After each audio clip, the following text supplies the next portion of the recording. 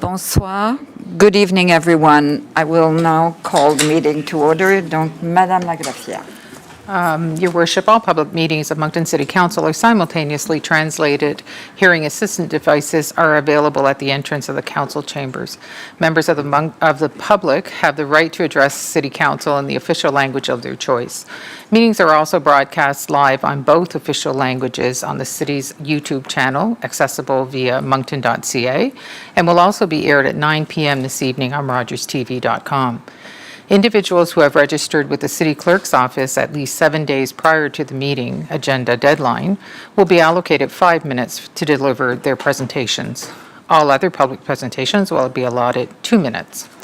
1 minute warning will be provided to indicate the time remaining. An important reminder to all presenters, city staff, and council members are expected to conduct themselves respectfully at all times. Disparaging remarks, offensive language, or profane expressions directed towards council, staff, or members of the public will not be permitted. Any breach of this code of conduct may result in the presenter being directed to leave the council chambers at the discretion of the chair. Toutes les séances publiques du Conseil municipal de Moncton sont traduites simultanément. Les appareils d'aide à l'audition sont disponibles à l'entrée de la salle du Conseil. Les membres du public ont le droit de s'adresser au Conseil municipal dans la langue officielle de leur choix. Les séances sont diffusées en direct dans les 2 langues officielles sur la chaîne YouTube de la ville de Moncton, accessible sur le site moncton.ca, et seront également diffusées à 21h ce soir sur rogerstv.com. Les personnes qui se sont inscrites auprès du bureau de la greffière municipale au moins 7 jours avant la date limite de dépôt de l'ordre du jour de la séance disposeront de 5 minutes pour faire leur présentation.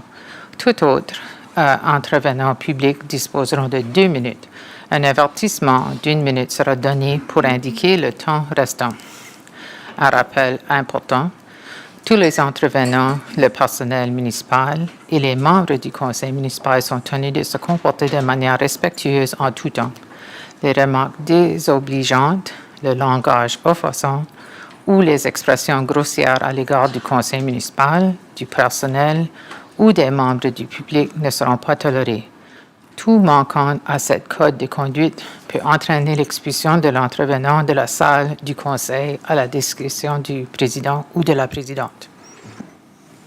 Merci, Madame la Greffière. Est-ce qu'il y a des changements à l'ordre du jour? Non, il n'y a pas de Pas de changement. changement. So could I have a mover and a seconder for the agenda, please? Conseiller Leblanc, conseiller Léger. Donc, any questions on the agenda? Non. Donc, so we will go to a manual vote. Donc, ceux qui sont en faveur, s'il vous plaît. Bon, merci. Adopté à l'unanimité. Next is conflict of interest, la déclaration des conflits d'intérêts. Est-ce qu'il y a des conflits d'intérêts? Il n'y en a pas. Il n'y a pas de procès-verbaux à adopter ce soir. There are no minutes. Le prochain, c'est Public Administration Presentations, exposés du public et de l'administration. Et ce soir, il y a une présentation. Public presentation, a presentation on Holocaust Remembrance Week, and Mrs. Susan Treitz is here to provide that.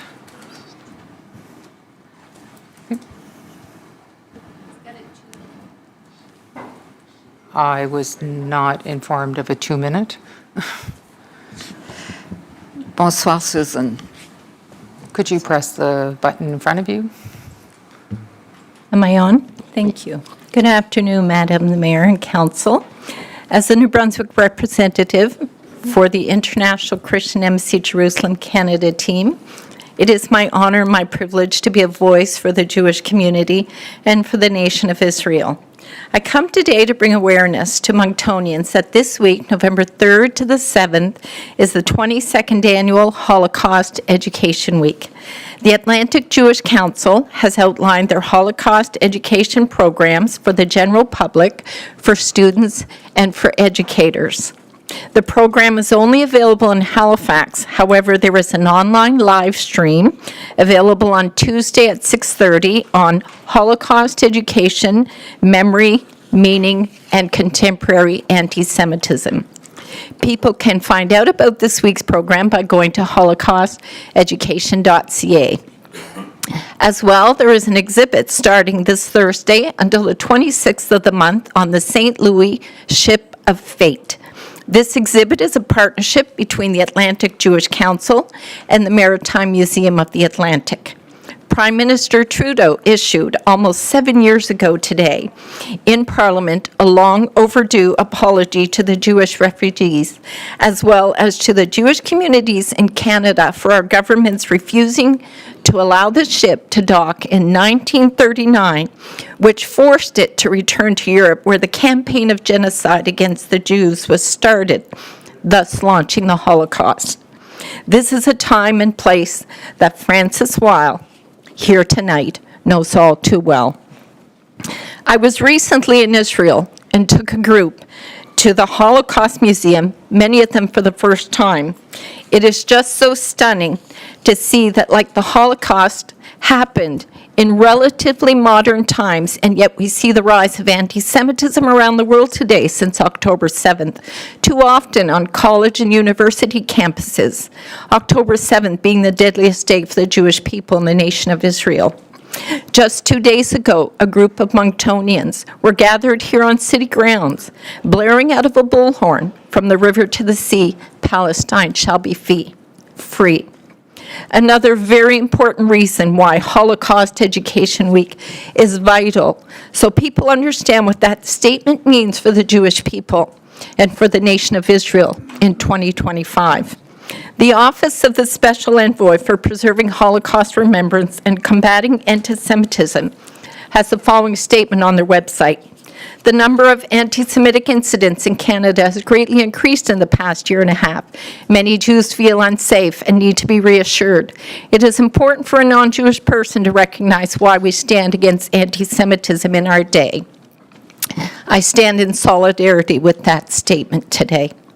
I, along with 4 other New Brunswickers, 3 being Monctonians, were privileged to be in Israel on October 13th, the day the last 20 living hostages came home to their beloved Israel in one day. We were all in the hostage square where Israelis were gathered, where a helicopter carrying each hostage with their loved ones flew over the square, and they were hollering out of the loudspeakers, "Welcome home." And they mentioned their name, welcoming them back after 2 very long years in captivity, most having spent the lion's share of that captivity in a dark tunnel.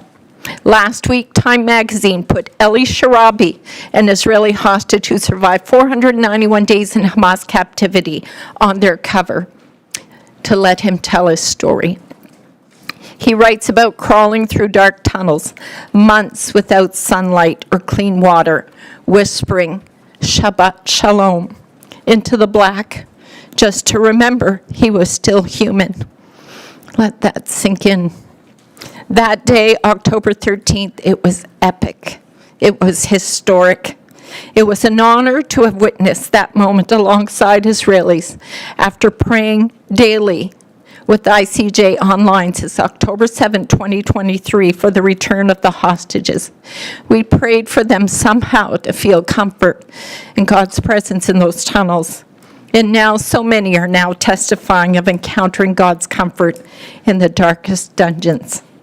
So finally, you will see City Hall tonight lit in blue in recognition for Holocaust Remembrance Week. And I thank the city for that. Merci, Susan.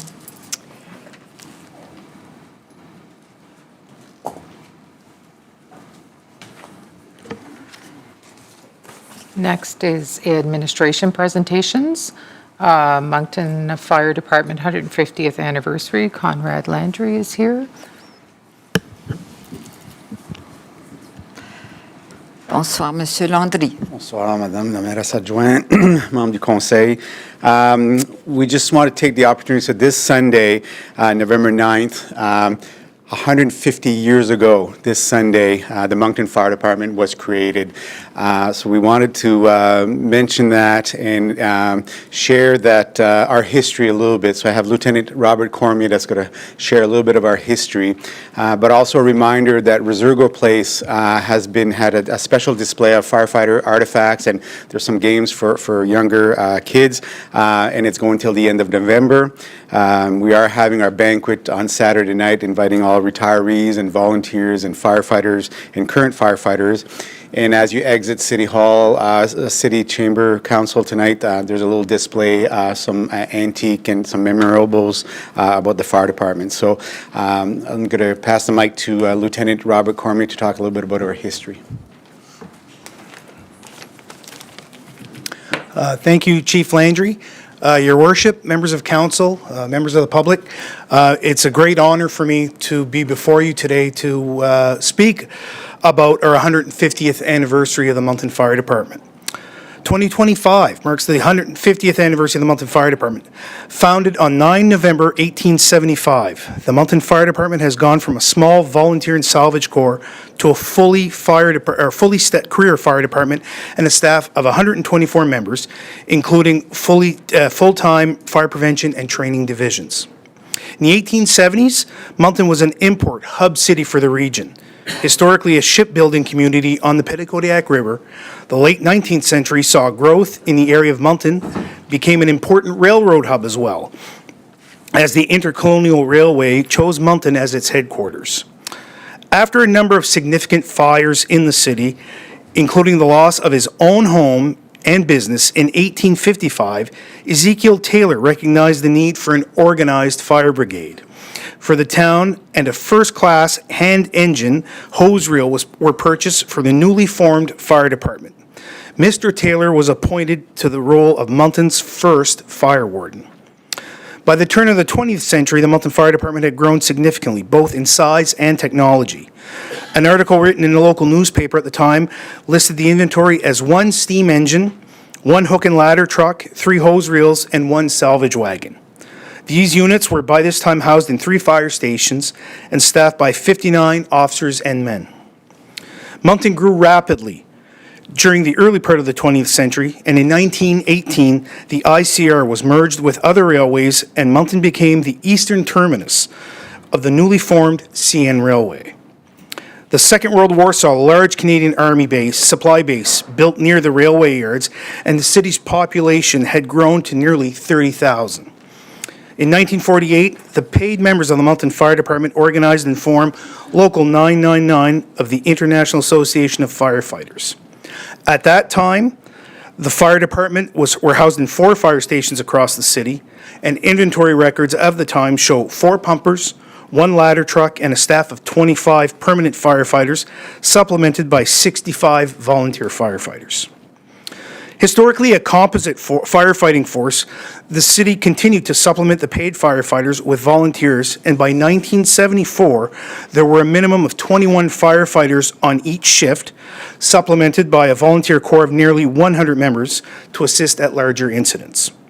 1974 saw the department service a population of 46,000 and responding to approximately 1,200 calls for service as the years wore on. Later on, the number of volunteers dwindled, and in 2014, the volunteer corps was disbanded, leaving the city to be protected by 21 firefighters at any time. Until 2025, these staffing levels remained unchanged.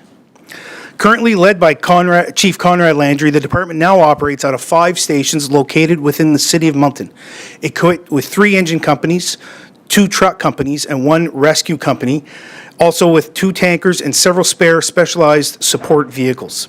It responds to all calls within the city of Moncton and surrounding local service district. An all-hazards agency, we are trained and equipped to respond to fires, EMS, motor vehicle collisions, water and ice emergencies, high-angle and technical rescue, and also provide heavy hazardous materials response to the southeast part of the province of New Brunswick.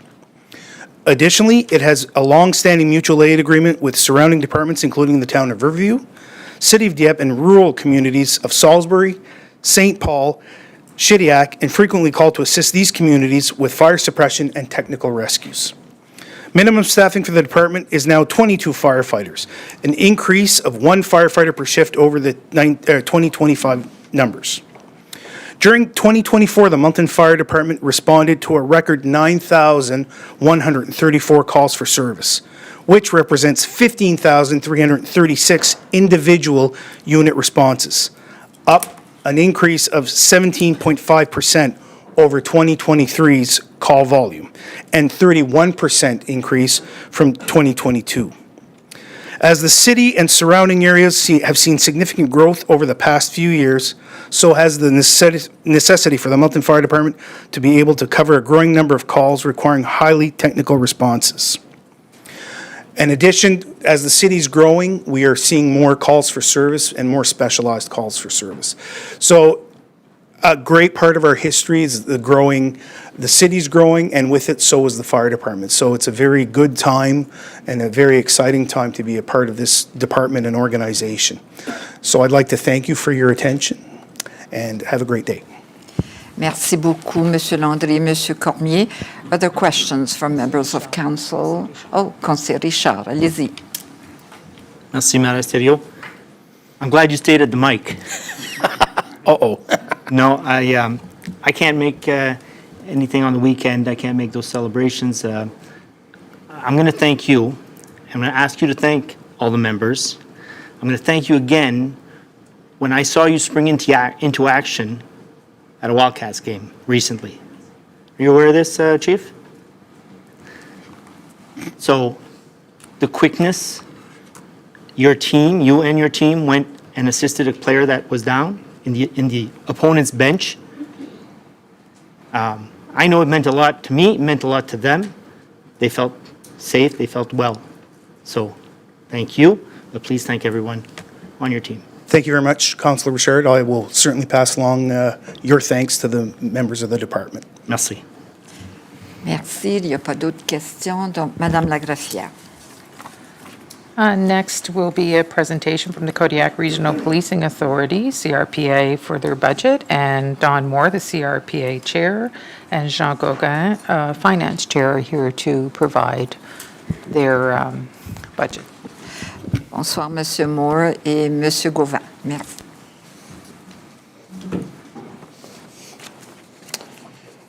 Good evening, Your Worship, and members of council. I don't know how to move the slides. Swipe left, right. Okay, there we go. I represent as chair of the Kodiak Regional Policing Authority, and this evening we want to touch upon our budget for 2026, our proposed budget, and you have the details in front of you.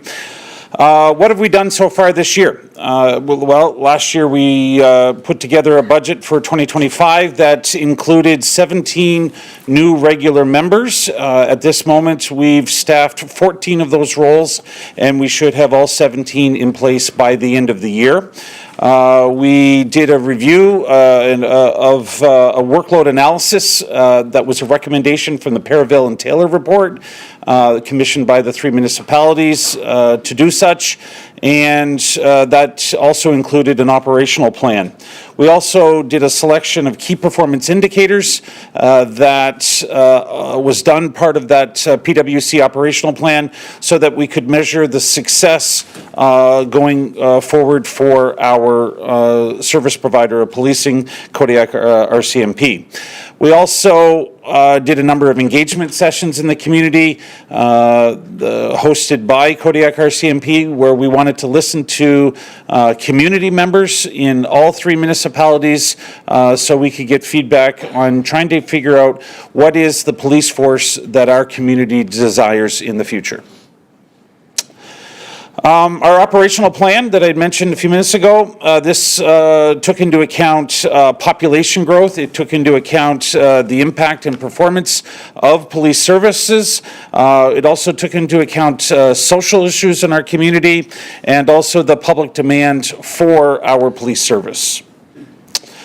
In 2025, the 17 new police officers are planned to be in these different units. They'll be fully operational of that for next year.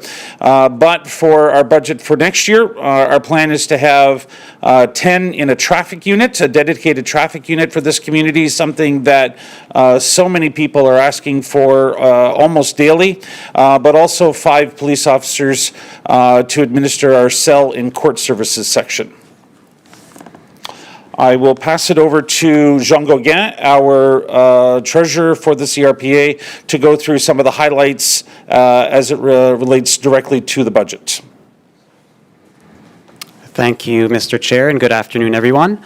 So if we look at the dollars and cents, what's driving this increase in budget, we have a pie chart that'll show the better picture after the fact, but it's really important to denote that we're here for a budget not just about 15 officers. There's also a lot of costs that are driving this increase of $9 million that aren't driven by the increase in officers. So if we look at these significant increases, we see the new detachment, right? So if we look at a budget increase of roughly 16%, we see this driving 4.3%. But I'll skip to the next slide because this perhaps gives a better depiction of what's driving these variances, right? So this pie chart, again, we see the municipal portion jumping up significantly, the purple, 4.54%. This is going to be the new building that'll be up and running soon enough. So we see that notwithstanding the increase in officers, this is a big increase. Salary increases with the new agreements with the detachment, driving a significant increase as well. So roughly 1.5 million, close to 3%. If we look at other indirect costs and service level agreements, you add those two together, so the orange and the light blue. So again, that's roughly 5% increase. But if we look at the 15 new members, it's important to denote that this is the fiscal increase for this year's budget of 2.2% of the 16.5% is $1.2 million. If we would net this out of the full complement of these new 15 officers, it would be roughly $4 million. But it's really important to slow down on this. This request for new officers is a small piece of this pie. And it's important to note that this big increase is driven by a lot of variable costs that are already in place. And with that, I will pass it back to you. Thank you very much, Jean. Our key priorities for next year, establishing a fit for purpose of a workforce, measuring crime with KPIs and other data points. We want to increase our solvability rates. We want to tackle open air drug use. We want to make sure that we're having stronger engagement, more community connections in our region, and also a traffic unit for next year.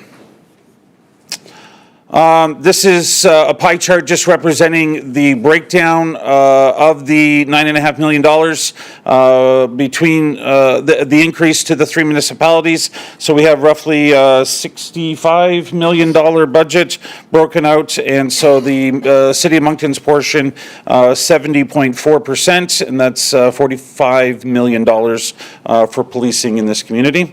For Moncton, I will open it up to questions, and I'll have a statement at the end as well. Merci beaucoup. Conseiller Kingston. Thank you, Madame Mattes. Thank you, Don. Welcome to City Council and the presentation tonight. And I'm going to take my CRPA hat off, and as an elected official, you know, we have questions. I have questions. Obviously, from recent developments on the board. I guess maybe, Don, just expand a little more on the rationale on the 15. You touched on it on your presentation, but in lieu of the Kodiak RCMP recommendation back in July for 4, based on COP to POP, and you know, the PWC work plan really is a kind of a mystery document. I guess you need security clearance to view that document. I'm not sure. We haven't seen it, obviously. So, you know, without a mutual agreement on KPIs from the 3 municipalities, although Moncton, you're still coming this week to budget presentations, just kind of, let's talk about the rationale behind the 15 proposed and based on. For sure. Yeah. 10 members for a traffic division, 5 for cell block or court services. I actually got a statement earlier today from Kodiak RCMP just to be able to describe what that'll do for our community. I'll read this. The need for a dedicated traffic enforcement unit has been a pressure for Kodiak Regional RCMP for several years. All 3 municipalities and their residents have repeatedly indicated that traffic safety is a serious concern. With the continued growth of the tri-community, there are 3 municipalities, we have continued to see a tremendous increase in vehicle traffic, congestion, and collisions. By having a dedicated traffic service unit, we could deploy every day on 7 days a week, on a 7-day-a-week basis, and be both visible on a proactive basis and deploy traffic service members to collisions and other traffic-related occurrences. By investing in a traffic unit, this would alleviate the burden of traffic-related occurrences on the regular patrol members. These members could therefore focus on other incidents and then add an extra level of rigor to criminal investigations, follow-ups, and also increase our overall visibility in the community. Kodiak usually issues between 300 to 500 traffic tickets per month on a regular basis, despite being busy with hundreds of other calls for service per day. This results in the tactical traffic enforcement unit that some of you have heard about in the past, that comes from J Division, and they'll come in for usually a couple days a month, and usually do about 600 plus traffic tickets over a couple day periods. And this reality, no, sorry, I missed that sentence. Our estimates show that a dedicated traffic enforcement team would issue approximately 1,500 traffic tickets per month or more, depending on if they're able to get around the community as much as we'd like them to. A dedicated team could also be proactively deployed to problem areas and address specific societal concerns. The other 5 members, as previously reported, we process a very large number of prisoners in our cell block and also lay a tremendous amount of criminal charges each year, about 5,000 to 10,000 per year. The new 5 members would be assigned to cell block operations, as well as court file preparation, transportation of detained persons from the Kodiak Police Station to the provincial court, and also assume court document service to witnesses and offenders alike. By having a dedicated presence in our cell block, we will be able to add a level of oversight to safety and security in the cells, as well as ensure safety of our prisoners. In the last 6 years at Kodiak, we have had 3 instances where a subject has actually escaped custody from our cells, and we have unfortunately encountered 1 in-custody death. Some of these incidents are related to the current state of our building and the setup in our current cell block. With the move to the new police station, the new detachment planned for in the next month or 2, this request is both timely and necessary.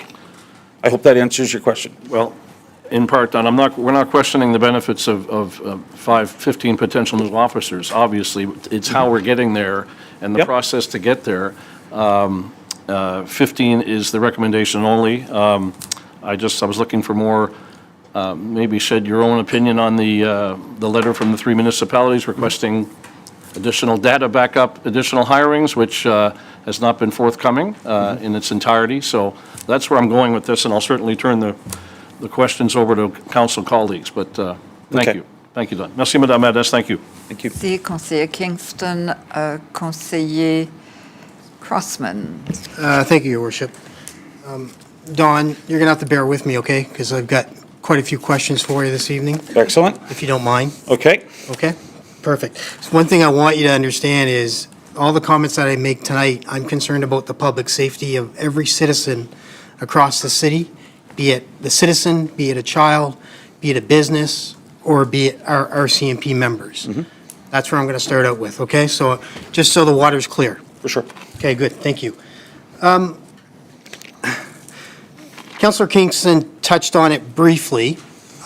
Council, all tri-councils passed a motion saying to the CRPA that they had to come back to us with data to support any new hiring of officers moving forward. Where is that data today? So we have some, we have started collecting KPI data, but for these new 15 officers, there wouldn't be any data for that because we don't have a traffic division yet. We don't have a unit that does the cell block stuff. We would need to have them in place before we could actually capture data on their effectiveness. But I'm pretty sure the motion passed by the tri-councils was to make sure that the officers that were being hired had an effect on safety throughout the city, driving down the crime numbers, driving down all this. But we don't have that information today, right? So you're telling me... That is correct. Okay, good. So as I look, and maybe this question, I'll go to the CAO first. March the 12th, there was a letter signed by the 3 CAOs of the city, of the Tri-Cities. And the last phrase says, Executive Insight Committee, no later than 6 months prior to the start of the budget, be presented with the initial budget. So that would have given you indications that you would have had to come to the Executive Committee to present your budget 6 months prior to when, Mr. CAO? Would that be 6 months prior to council's discussion on budget? Yes, it would be 6 months before the budget would be presented. So 6 months before November. And was that carried out, Mr. CAO? No, it was not. We attempted a couple of times to get some dates that worked for all parties. That didn't work out, so the Executive Insight Committee did not meet. Okay, good. Thank you. I appreciate that. Mr. Moore, when somebody is appointed to the CRPA, what happens? Do they have a manual? Do they read a manual? Are they just appointed by the mayor of Moncton or the mayor of Riverview or the mayor of Dieppe to sit on the CRPA? What happens? They come to a meeting, they're sworn in, There is a swearing-in process, and we provide them information on what's in the Police Act, what's in the Memorandum of Understanding, policies and procedures. We're in the middle right now of revamping our orientation manual. And they're challenged to read that, and they're challenged to engage with the other board members so that they understand their role on the CRPA? I would say generally, yes. Okay, and you enforce that as chair?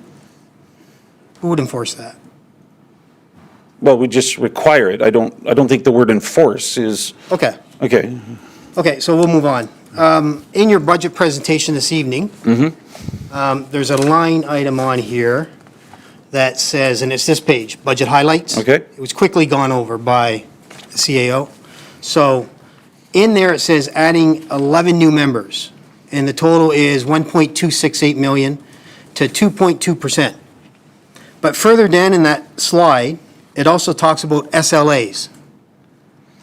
And can somebody clarify what an SLA is? Because that's another 2.87% or 1.6 million. And I'm pretty sure an SLA is a staff member.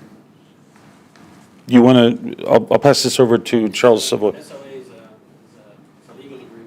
Yeah, these are legal agreements that we have with J Division to provide services for our policing. So these are officers, is that correct? Because according They're to not this... housed in Kodiak, but generally speaking, they're not housed in Kodiak, but they're services we pay for as we use them. Is that correct? Yeah. I'm just trying to figure out why we have one line that says two, and I can ask these questions tomorrow if you wish, but we've got CRPA here tonight, it's their budget.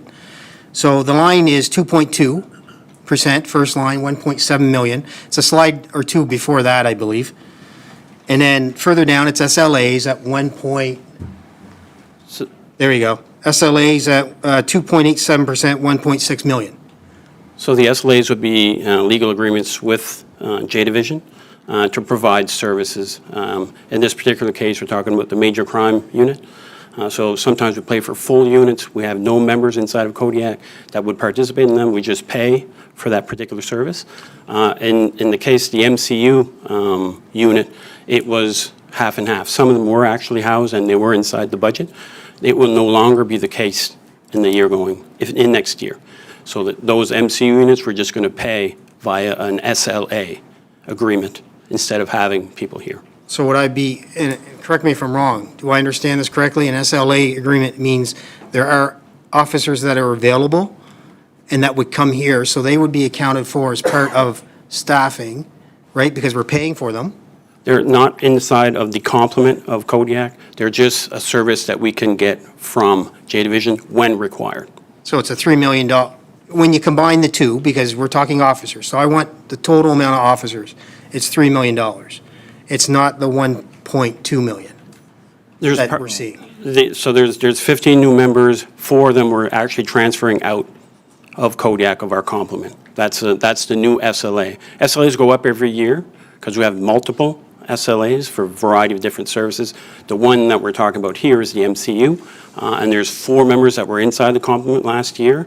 We're removing them, so actually the complement's going down. But as far as the amount of money that we're paying is the same, because now we're going to pay it through an SLA instead of directly to 4 members. Which in this slide shows an SLA is 1.6 million. So it's in addition to the 1.2 million. Just make sure I'm clear on that, right? Yeah, those aren't the slides. I guess we can get back to tomorrow, but as far as an SLA, these aren't Kodiak slides. These are. They're not Kodiak file. Okay, good. Thank you. I appreciate that. Mr. Moore, do you happen to know what the cost was for the 17 officers in the 2025 budget? Even though I think your numbers say we're only at 10 or something? Or We have 14 of them so far. 14? And contractually, they have 12 months to staff them, and so the official requests didn't go out until January. Do we have, Debbie or Chuck, what the cost was for the 17? And let's be clear, it's a phased-in approach throughout the year, so it doesn't necessarily represent the total cost. So the total cost will be next year for those 17. So the 14 that you mentioned this evening, are they fully operational right now? I'm looking, yes, no, but they're, I need a yes or no, just. that we have them, but I'll get our No, I guess my superintendent. question was, are they fully operational? And remember, we got to keep the public safe here. We're talking about keeping the public safe, businesses safe, and RCMP members safe. Are they fully operational currently?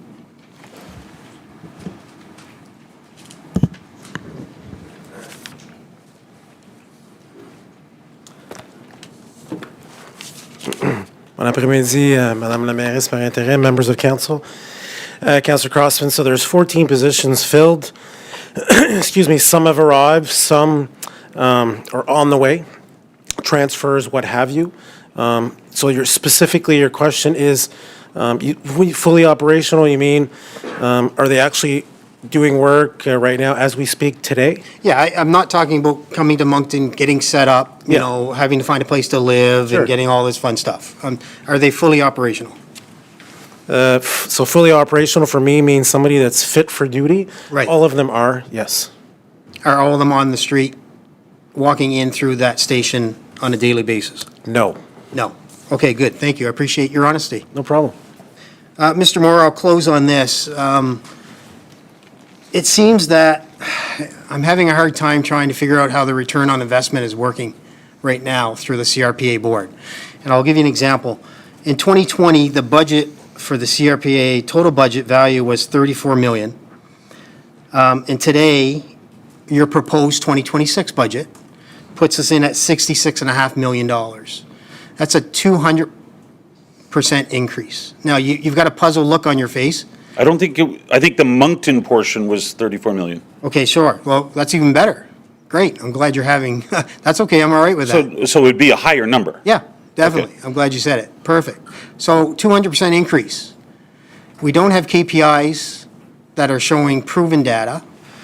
I have documents here from the RCMP that sent out crime rate trends.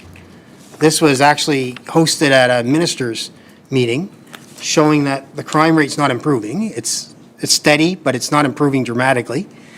So I'm just trying to have a hard time to understand how we have a 200% increase in CRPA's budget. The city of Moncton's had a 58% budget increase in that same time frame. And we don't see return on investment. We're not seeing it from the CRPA level as far as giving this council or any council the information that they need to keep the citizens safe. So how can you help me out on that? Real simple. The workload analysis that was performed by PwC last year said we were short 46 police officers last year. Our community has even grown since then. Until we get to where we're supposed to be, it's the belief of the CRPA that we are not going to be able to prove solvability rates and other things to prove why we need these numbers so that we can keep the community safe. See, that's where we're going to agree to disagree. I'll put it to you safe that way. We have an RCMP superintendent telling council and telling the public that 4 members are necessary. Councillor Kingston talked about it this evening. The CRPA numbers are totally different, and they're based on this one report that you're talking about. Have you seen the RCMP's operational plan? We've seen a modified version that our security clearance is allowed to see. And you set your budget based on the modified version of the CRPA's operational plan? And I should be clear, a slimmed down version, not a modified, like. Okay, I'm just using your words. You said Okay, modified. yeah, and I apologize, I used the wrong word. So we saw a light version of it that was allowed for our security clearance, and then there was a number in there, 46 police officers, that we were short a year ago when that was done. That was the workload analysis. So where do you think the disconnect is between your numbers and that light version that you saw of the operational plan and what our superintendent, who represents the entire RCMP workforce, is telling us and the public 4 is mandatory? Well, we've heard from the superintendent that our officer in charge that he still needs the 46. The 4 was in response to could we just do that for this year in response to the letter that was sent in May. I don't want to really speak any more than that, so on that topic, unless the superintendent has anything. No. I mean, I can read you what he said. Yep. It's right there. It's not a problem. It's, recommendation, population growth, right? Responsible fiscal planning. This continues this way, it's not fiscal planning when we're jumping this much, 200%. Ongoing of iteration of 2025 officers, which we just clarified through the superintendent. So I have a hard time, Mr. Moore, trying to understand this. It seems like there's a lot of moving pieces, which we know there is. There's no question. But I just hope that at the end of the day, that the biggest thing that we're looking at and CRPA is looking at is public safety, the safety of the citizens, the safety of the businesses, and the safety of our police officers. They put their neck on the line every day. They're going into situations that they have no idea about until they get there, right? So I just can't understand how we cannot have KPIs. We have a motion from the tri-councils, and you haven't seen the full operational plan, but yet we're basing it on a partial portion of the plan, when we know that the right clearance is sitting over there in the corner who's suggesting these officers. So I thank you for your time today. Thank you. Thank you, Your Worship. Merci, Conseiller Crossman, Conseiller Légère. Merci, Madame la Mairesse, and thanks for being here. I guess I'll start. I don't feel that we're going to accomplish much being confrontational, but I just want to at least be factual. Mm-hmm. I guess I'll start by making a comment. Having been on the Kodiak Regional Policing Authority for a number of years and knowing in its inner workings and so on, somewhat puzzled at the disconnect at the moment with respect to what we're seeing play out between the 3 municipalities. I understand that the 3 municipalities cannot direct the CRPA. I think what we're hoping, though, is that there be some collaboration, and that was really the intent of the 3 municipalities stepping out and saying, we are accountable as elected individuals to the residents who pay taxes. And we, as the tri-community, all councils, agreed on the 17 last year. Mm-hmm. I don't think we disagree on the additional officers in the future. What we disagree on is we want to know the impact that the 17 officers have before moving forward on any additional officers.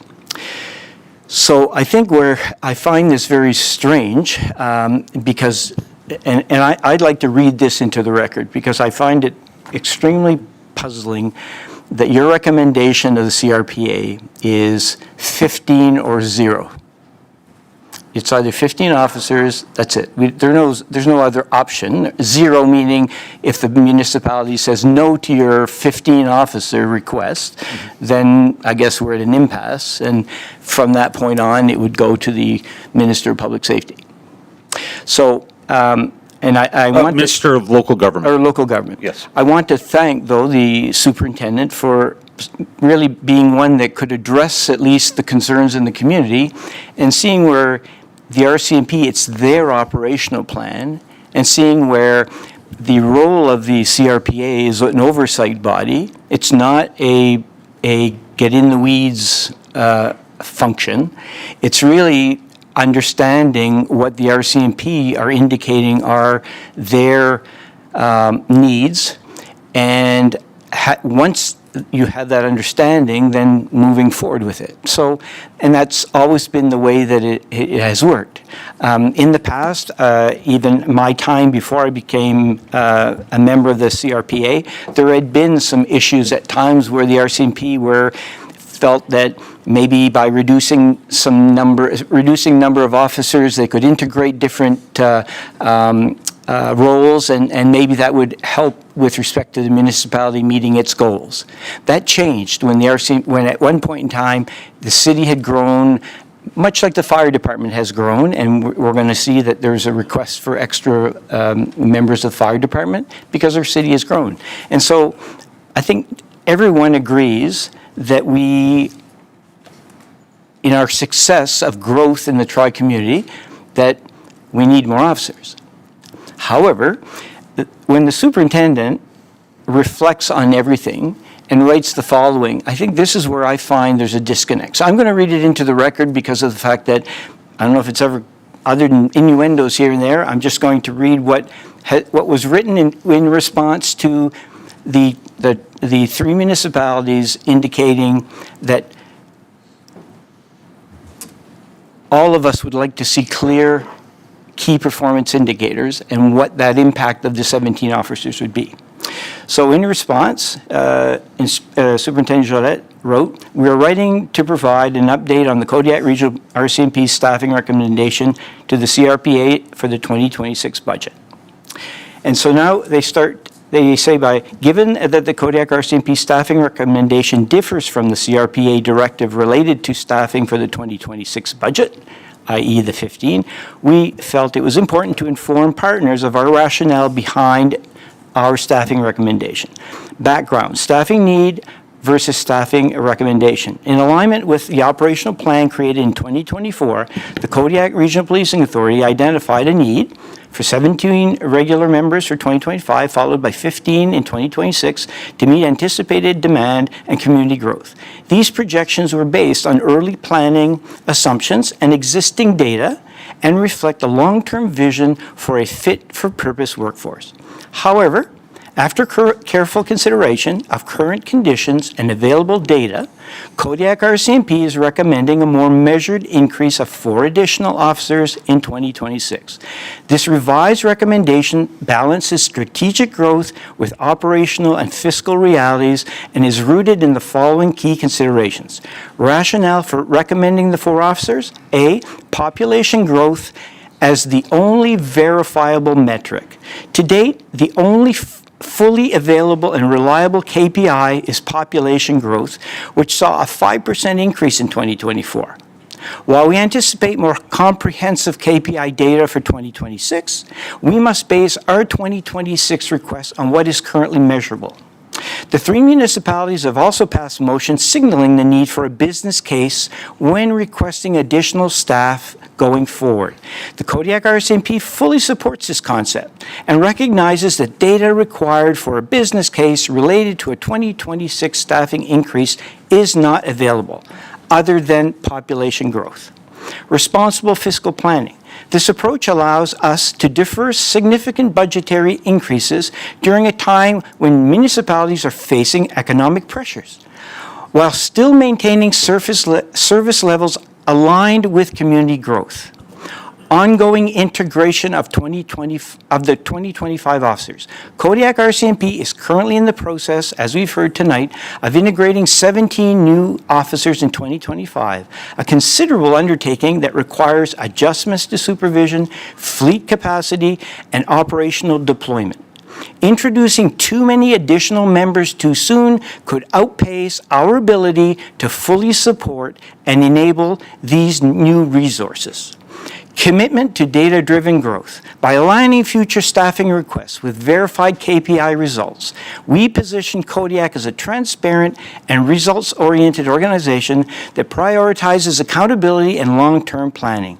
This approach has been supported by all 3 municipalities and endorsed as part of the annual business case process. While our operational plan initially projected a more aggressive growth trajectory, this year's approach reflects a strategic step forward, not a retreat. Our intent is to build sustainability, ensure proper support structures are in place, demonstrate the tangible impact of recent investments before pursuing the next phase of expansion, allowing for innovation to forge a more effective and efficient police service. The Kodiak RCMP remains fully committed to supporting our regular members and municipal staff, strengthening our communities, and advancing public safety through thoughtful, transparent planning. And I want to thank, again, Superintendent for expressing that. And so then now I'm puzzled by why is it that the oversight body knows better operationally than the RCMP? And this is where, at least for me and others, I believe, will struggle. And yet, this never made it as an option. Your option is moving forward with the 15. And so I'm puzzled. And so I look at that and I guess I question maybe some of the process. The other piece that I would make, you commented earlier that the traffic division would alleviate some of the current conditions that we're seeing on our streets. What I would say is before we move forward with the traffic division, perhaps the CRPA could focus on where the revenue for the tickets is going, because all of the revenue from the traffic division will go back to the province of New Brunswick. And it would be extremely helpful if we shared some of that revenue so that we could reinvest in what our officers are doing to try to make our streets safe and offset some of the expenses that we have. I guess I'll end on just saying that, I'm puzzled by this, and I don't know where we find common ground. I would hope that moving forward in the future there would be more collaboration. We're not the enemy. City councils, people who are elected, are not the enemy for the Kodiak Regional Policing Authority, and I don't think you are either. I think everybody is working very hard to increase public safety, and make sure that we have a vibrant community. So hopefully we would see more of that in the future. And being able to agree to disagree, but able to speak to one another goes a long way in terms of initiating future collaboration. So on that note, Madame la Mairesse, c'est tout. Merci beaucoup, Conseiller Légère.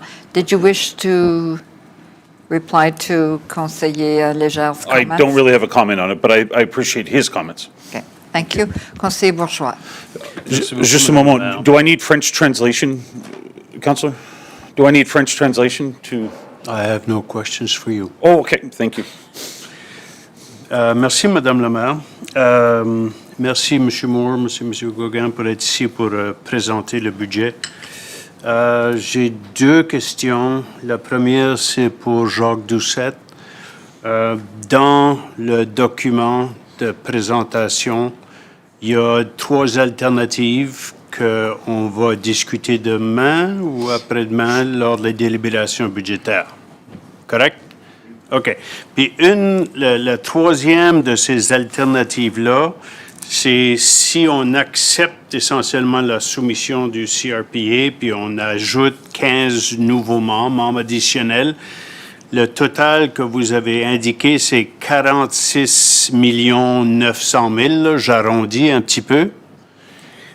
Précisément 46 877 061 $. Versus, si on n'ajoute aucune ressource, ce serait 45 47 436 $. Le shit, qu'est-ce que dans le document, le Council Report Form, OK?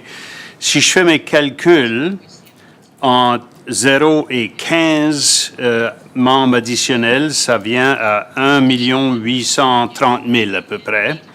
Si je divise ça par 15 membres, ça donne 122 000 le membre.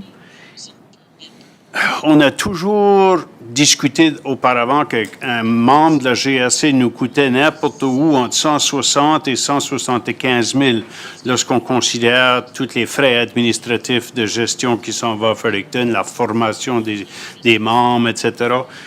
C'est-il moi qui a mal fait les calculs ou c'est-il un nouveau montant? J'ai pas besoin d'une réponse maintenant. Si oui, parfait. Sinon, lors des discussions budgétaires. Là. Donc, conseiller Bourgeois, ce qu'arrive avec la façon dont le budget est présenté, tes numéros sont corrects, c'est les chiffres avant le surplus ou le déficit de 2 ans passés. Mais ce qui arrive, c'est que les nouveaux membres sont pas... on ne reflète pas les pleins coûts de les avoir une pleine année. Donc, c'est comme un exemple que je pourrais te donner, c'est que nous autres, dans une autre division, demain, on vous présentera un budget où ce qu'on vous dirait... On va engager 10 personnes, mais on les engage juste au mois de novembre ou décembre. Donc, ça ne reflète pas le plein coût. Donc, c'est pour ça que le montant est un petit peu moins que tu penses. Comme par exemple, en 2025, les 3 communautés ont approuvé 17 membres, mais le coût reflété dans le budget est à seulement 7 membres. Ça, c'était ma deuxième question. Partie B, le surplus... On avait déjà engagé il y a 1 an un budget pour 17 nouveaux officiers. C'est pas 100% qui ont été embauchés jusqu'à maintenant, j'ai compris, puis la plupart d'entre eux ont été embauchés au fur et à mesure. C'est peut-être vraiment la moitié, peut-être, du budget qu'on avait prévu pour les officiers additionnels. Où est-ce que ce surplus-là va? Ça revient-il à la ville? Donc, la façon que c'est budgété... moi, la façon que je peux l'expliquer, la façon la plus facile, c'est que l'année passée, le budget a absorbé 7 membres. Cette année, en 2026, automatiquement, on absorbe le reste des 10 membres. Donc, ça ne génère pas un surplus ou un déficit. Bien, ça se peut que ça en génère un petit peu, mais c'est le fait que si qu'on aurait budgété pour 17 membres l'année passée, ça aurait généré un surplus.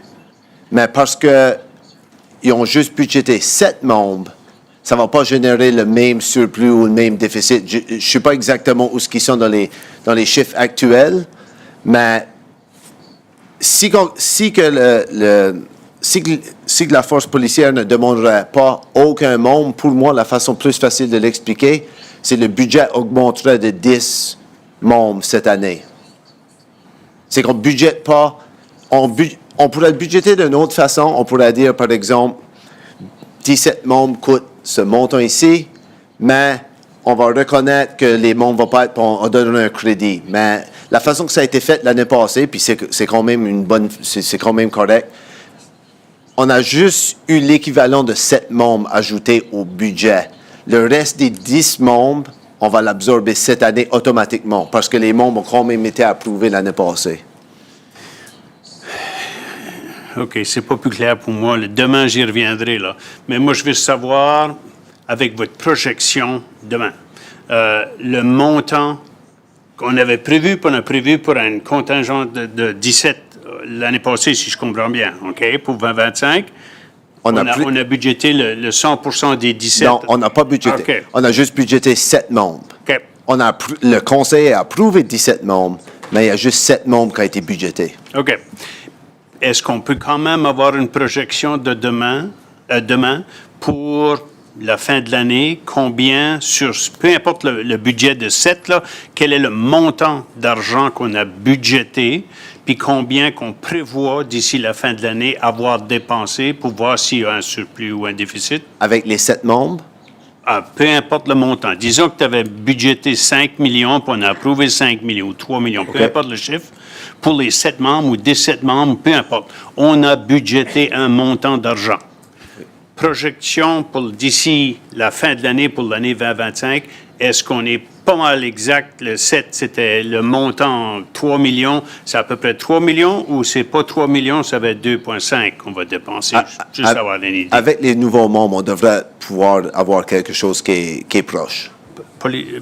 Par la fin du mois de décembre, pour l'année une financière. projection, oui. OK, Oui. merci. Demain. Ça ne presse pas pour aujourd'hui. Deuxième question, c'est au conseil Kingston qui nous représente bien au CRPA.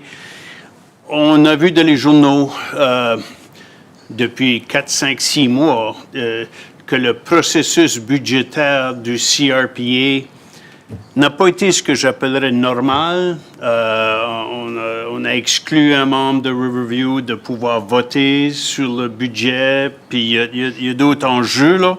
Est-ce que, selon vous, à vos collègues autour de la table maintenant, est-ce que le processus budgétaire qui a été suivi, même s'il est anormal comparativement aux autres années à cause de quelques exemples ou quelques événements un peu bizarres, je vais les appeler, est-ce que le processus est quand même bien ou est-ce qu'on a raison de creuser un petit peu plus pour essayer de voir s'il y a des choses qui sont plus compliquées qu'ils devraient être? Je ne sais pas si je m'explique clairement, là. Je ne veux pas aller trop dans les détails. Merci, conseiller Bourgeois. Ben, c'est certain qu'il y avait des réunions in camera, il y avait d'autres publics. Selon la gouvernance du CRPA, je pense que tout a été par l'horaire. Personnellement, on aurait pu prendre plus de temps comme board, comme membre du comité à discuter. On n'a pas eu le temps, dans mon avis, to expand, pour répondre à tous les items, le budgétaire, en tout cas, mais ça est devenu public et le 15 a été soumis.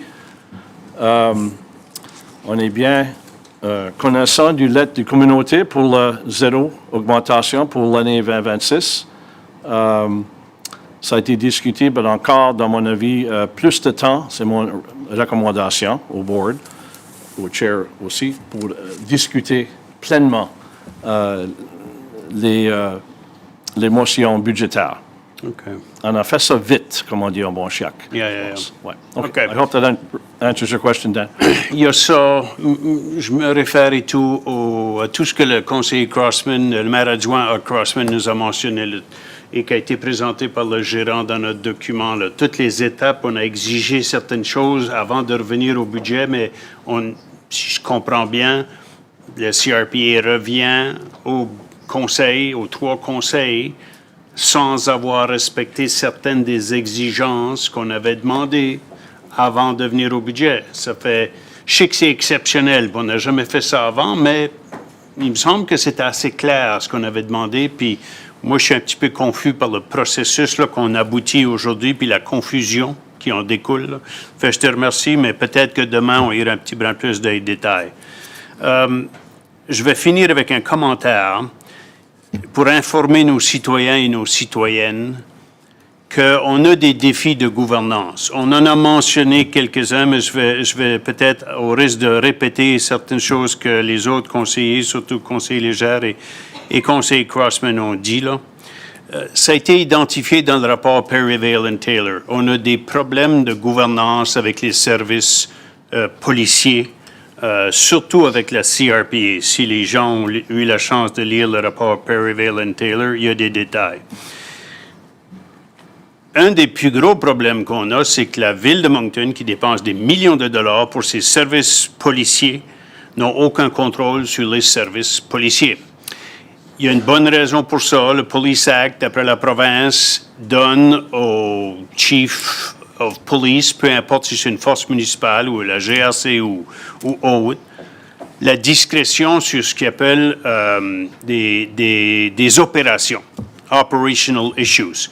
C'est pas défini dans la loi qu'est-ce que des operational issues, mais ça a permis, il y a 3 ans passés, le conseil de la ville avait débattu et on avait clairement exprimé notre besoin de la part des citoyens et des citoyennes qu'on avait besoin de plus de GRC pour faire la patrouille au centre-ville et dans la région du West End parce que c'est là où il y avait davantage d'infractions criminelles, les vols mineurs surtout, mais autre chose et tout. Le surintendant avait été très clair avec nous à l'époque, puis je le remercie, de nous dire vous pouvez ajouter, je crois que c'est à peu près 900 000 pièces qu'on a ajouté dans le budget pour embaucher 5 membres additionnels de la GRC, à condition que, mais nous, pour des besoins opérationnels, je peux faire ce que je veux d'après les besoins de la GRC.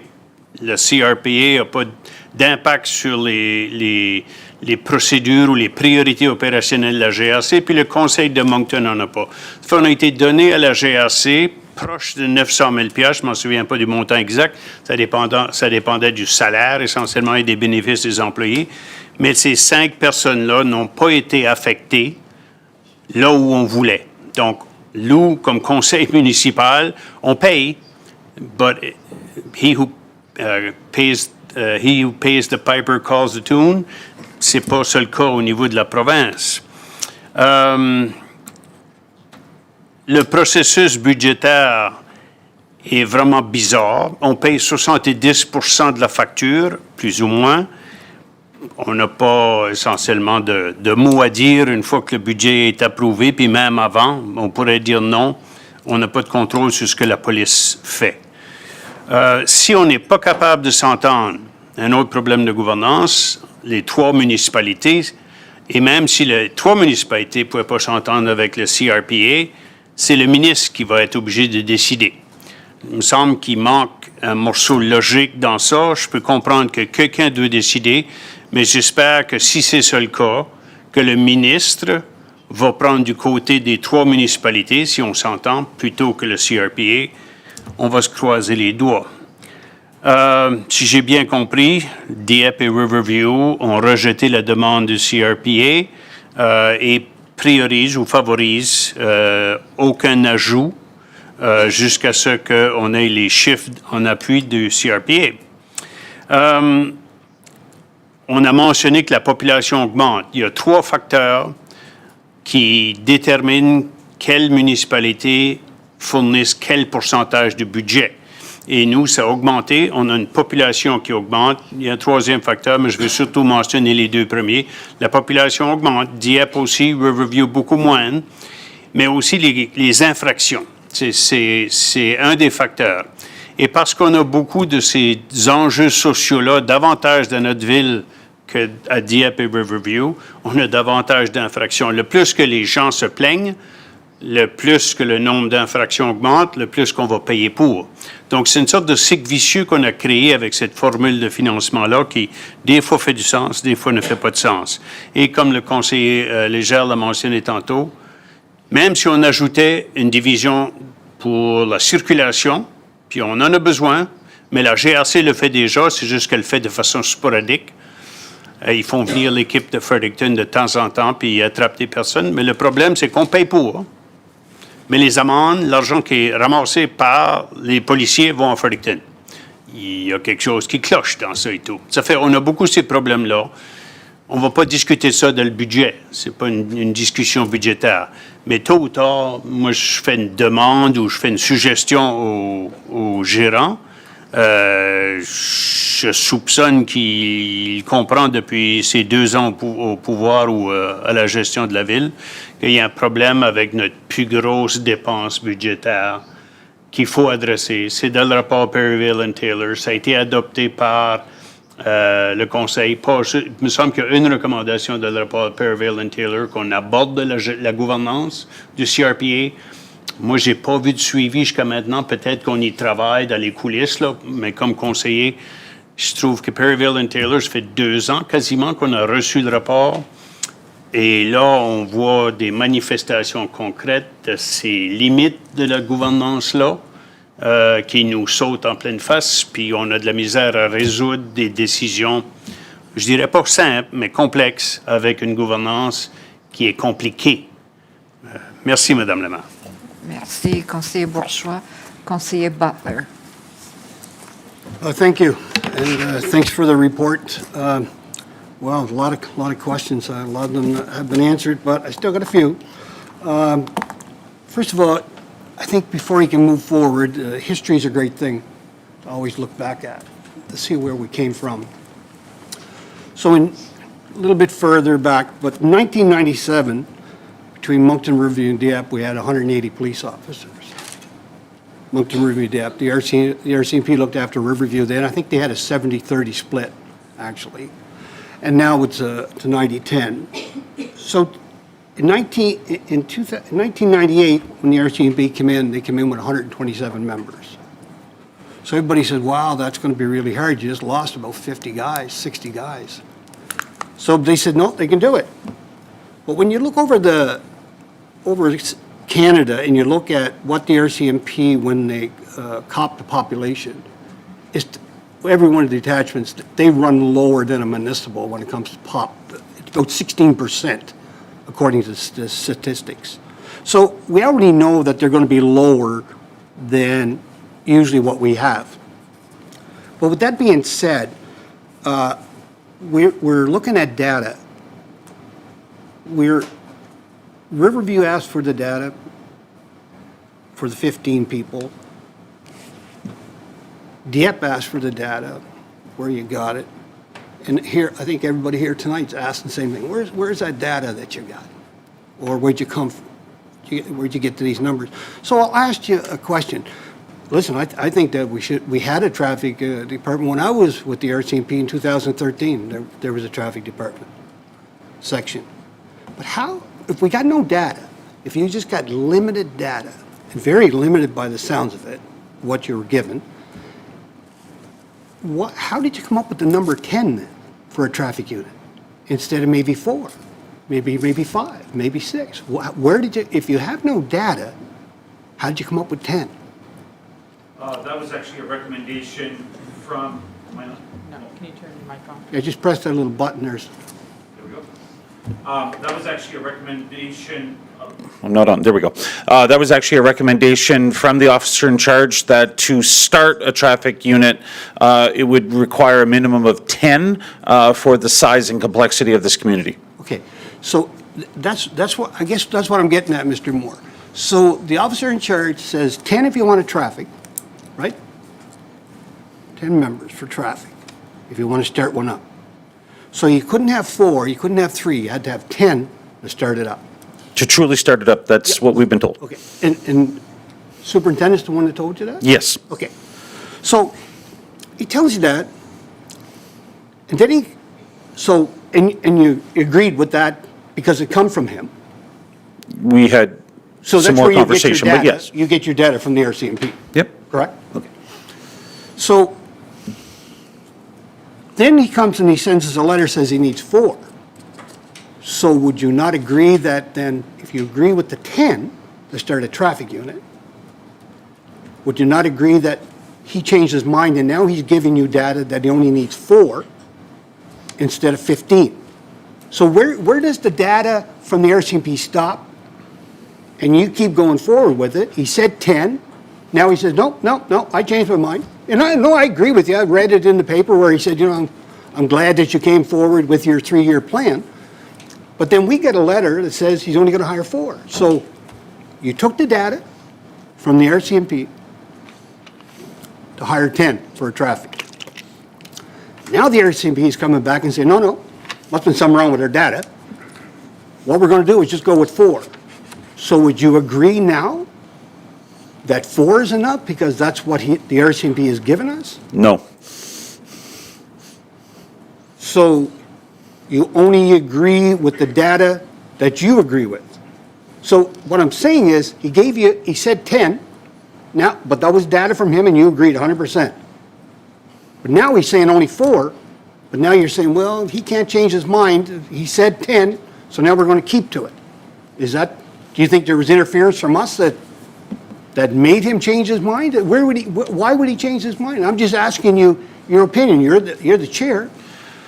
The superintendent has told us in a public meeting that he still wants 46 as compared to last year, and still want that complement of officers for our police force so that we can have an adequate police force for our community.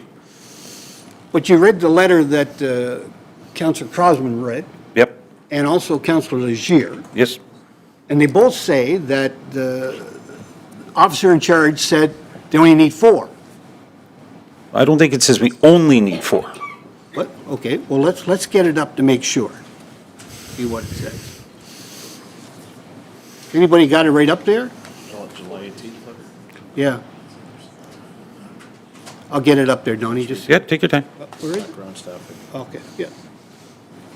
Yeah, it says that, however, after careful consideration of current conditions and available data, he's going with data also, the RCMP is recommending a more measurable increase of 4 additional officers for 2026. Well, there ain't much clearer than that. It says, however, after careful consideration. Now, they've considered what they had, what they'd given you. I agree that they gave you, let's go with 15. Kodiak RCMP is recommending a more measurable increase of 4 members for 2026. This revised recommendation balances strategic growth with operational and fiscal realities and is rooted in the following key considerations. So then they go through the consideration. So you agree with him when he said the 10. Did you get that letter, same letter?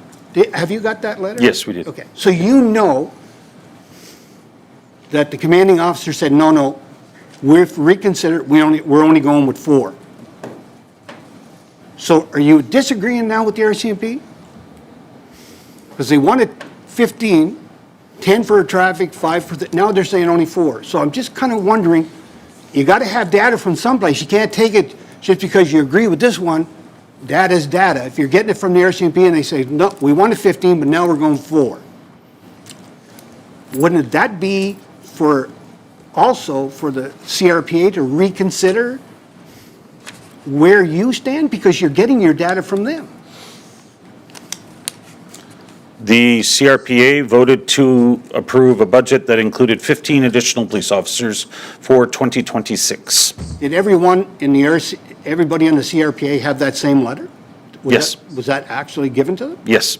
Okay, but we can still go back to that. I think that we've agreed, or maybe you haven't, but I think the 3 councils have agreed that because the member from Riverview couldn't vote, some of them are not even recognizing that vote. Riverview is not recognizing it. Dieppe, I think, also said they weren't recognizing that vote. It's not. I'm not asking your opinion. I'm just making a statement that that's what they said, and I would agree also that to come back and find out that he should have been able to vote. Maybe we should have another vote. Might come out the same way. You might still. But what I'm saying is that what we're trying to do is go with data, because that's what our letter said when it went to you guys. That we need data. The RCMP says their data is that they need 4. So I don't know where you would get the data that they need 15. I have no idea. It's based on a PwC report from last year that included a workload analysis, something that was one of the primary recommendations of the Perivale and Taylor report was to perform that workload analysis. And it determined last year that we were short 46 police officers. We haven't gotten smaller as a community since that report last year. No, but that's not the end all, neither, that report. That's only a report from a consultant. Right? Yep. But people that are in the field every year, every day is the RCMP. I would feel more if the RCMP were asking that instead of a consultant. The consultant can look at it and say, yeah, the measurements are here. But if you go across Canada, I just said a few minutes ago that across Canada, wherever the RCMP are, their population to, cop to population is low. It's about 16% lower than any place elsewhere municipal. So as you already know, we should be 16% just to keep average with the RCMP across. So, you know, it's here and there. So the next one I'm going to, Mr. Moore, is when we talk about, and maybe Chuck or maybe the superintendent can mention this, it says there's 14 here now, but really how many are here? There's some coming. Do we know how many's coming? Because you get transferred, as we all know, you got to sell your house. There's a lot of things go before they get here. So how many are actually here right now? You want to wait till tomorrow or somebody talk now? Yep, how do you get back up?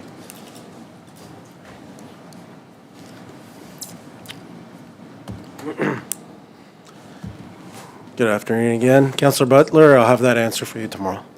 Because there's 14 positions have been filled, which means either people have been identified, they're already here, or are on the way. There's only 3 that are outstanding where somebody hasn't been identified. So I guess but the what I'm at- actual who is physically at Kodiak reporting every day, I'll have that answer for you tomorrow. So you don't have it tonight? I think it's 11 out of the 14 because there's 1 officer from Shediac, there's 2 from Nova Scotia that are inbound through transfers, but I'll have that information. 11 from 17, you mean? Pardon me? 11 from 17. Correct. Yeah, you said 14, but it's 11. There's 14 positions filled, Councillor Butler. Yeah, but they're not here. Correct. That's what I'm saying. So if they're not here, they're not, to me, when we're talking about members on the street, they're not filled. Absolutely. We're just asking about how many are on the street filled. There's 11. So that still means. I that there's- believe it's 11, yes. Okay, I don't want you to quote no. exactly, just like the previous comment to Councillor Yeah, I Butler. wouldn't want to quote you. Nope. No, I wouldn't want absolutely. to do that. I just want to make sure that we give the true information and give exact numbers. Yep. That's why I said I'd gladly bring that information to you tomorrow. Well, is there something that I said that wasn't correct so far? Well, if you may, Madame la Mairesse, par intérim, there's a difference between recommend and need. So Kodiak RCMP recommended 4 additional members for 2026. Nowhere did it say that that's how many we need. Because I stand by my original comments that Kodiak RCMP needs additional investment. And I still stand by 46 new members that came out of the study in 2024. However, what's included in that document is our recommendation, is that we recommend for all the reasons that are elaborated on the letter, that's what we're recommending for 2024. It has nothing to do with need. Well, I don't think I used need. I read it verbatim, what was sent to us. And it says, however. We'll agree to After- disagree, Councillor Butler. Well, did you send this? Absolutely. Well, then, so let me read, and then people can understand it says, however, after careful consideration of the current conditions and available data, Kodiak RCMP, who you're in charge of, is recommending a more measurable increase of 4 officers for 2026. I never used the word need. I read it verbatim.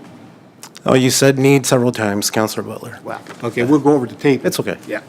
I'm glad you made the statement. All right, thank you. Don't need you no more. Thank you. Okay. So then we get back to, and it says there's a number of things in the New Brunswick Police Act, which are old, as you well are aware. The New Brunswick Police Act states that that the minister may consider this. Doesn't say shall. So when you send a report or you're going to have an investigation or anything to the minister, it says may. It doesn't say that they will do it. And it's also when we talk about, let's find it here, Mr. Moore, if you just give me a second. When we go back to data, in the New Brunswick Police Act, it says an adequate police force. And they say that the very first, and then there's no definition when you read all through it about an adequate police force. That's consistent right across the country, unfortunately. I agree. Yeah. So when we talk about adequate police force, we go back to that we need data to determine if we have an adequate police force. Again, you mentioned about being adequate. So do we have an adequate police force? The CRPA does not feel we do right now. Okay. No. So again, I'll ask you, where did you get the data for that? Don't use Perryville and Taylor, because like that thing's 3-4 years old now. Right. So last year, PwC worked with Kodiak RCMP. They're experts in putting together, worldwide experts, putting together workload analysis on police forces in communities, and their data suggested the low-end number actually was 46. So there was a higher-end number as well, but in their report, did they use the word adequate? I don't have the report in front of me, so, and there's nothing I'm allowed to. So we can't see that report? No, you cannot. Who sees it? The RCMP has the full report. The CRPA got a slimmed-down version of it, kind of a Reader's Digest version. So you don't remember the word adequate being used? I don't remember, no. It was probably about 30 pages of stuff that we got in that report. Okay, thank you, Your Worship. That's enough for me tonight. Thank you. Merci, Conseiller Butler. Are there any other questions? I don't see any. Can I read a Yes, statement, go please? ahead, please. Your Worship and Councillors, before I conclude this evening, I would like to share a personal decision. Over the past several weeks, public discussion around the CRPA, including our budget process, officer resourcing, and recent commentary regarding my role as chair has, in my view, begun to overshadow the real purpose of the police authority. The Kodiak Regional Police Authority was created to provide independent civilian oversight of policing in Greater Moncton, ensuring transparency, good governance, and above all, public trust. That mission is bigger than any one person and certainly bigger than the chair of the police authority. While I've always done my best to lead with integrity, openness, and respect for the process outlined in the Police Act, I recognize that the focus on me in recent weeks has become a distraction. And so this evening I've made the decision to step down as chair of the CRPA. This is not a decision I take lightly. It reflects my belief that leadership sometimes means knowing when to step aside so that others can refocus on what matters. Building the strongest oversight model possible and ensuring the people of this region continue to receive effective, accountable policing. I am proud of the work we have done to raise the profile of the CRPA in the last number of years and building on the great work of all of my predecessors to build a stronger, more independent oversight body and to engage in difficult but necessary conversations like this evening. I may not have always gotten everything right, but my heart has always been in the right place, and my commitment to process and transparency has never wavered. As for the recent request, there was a request you may have heard about going to the Minister of Public Safety for an independent review. I support any effort that strengthens public confidence in our governance structures. I will remain on the CRPA until my term expires, until January 2027. Thank you very much. Thank you, Mr. Moore, and thank you to everyone from the CRPA. Thank you. And I really hope that going forward, we'll find a way of working together. Merci. Madame la greffière. Oui. Next is planning matters, les questions d'urbanisme, and there is one this evening, and I see Sarah going to the podium. It's a public hearing, amendments to previously approved plans at Bateau Street, Harper's Lane, and Main Street. Bonsoir, Sarah. Bonsoir. Hello. We'll just wait a couple of minutes for everyone to leave the chambers.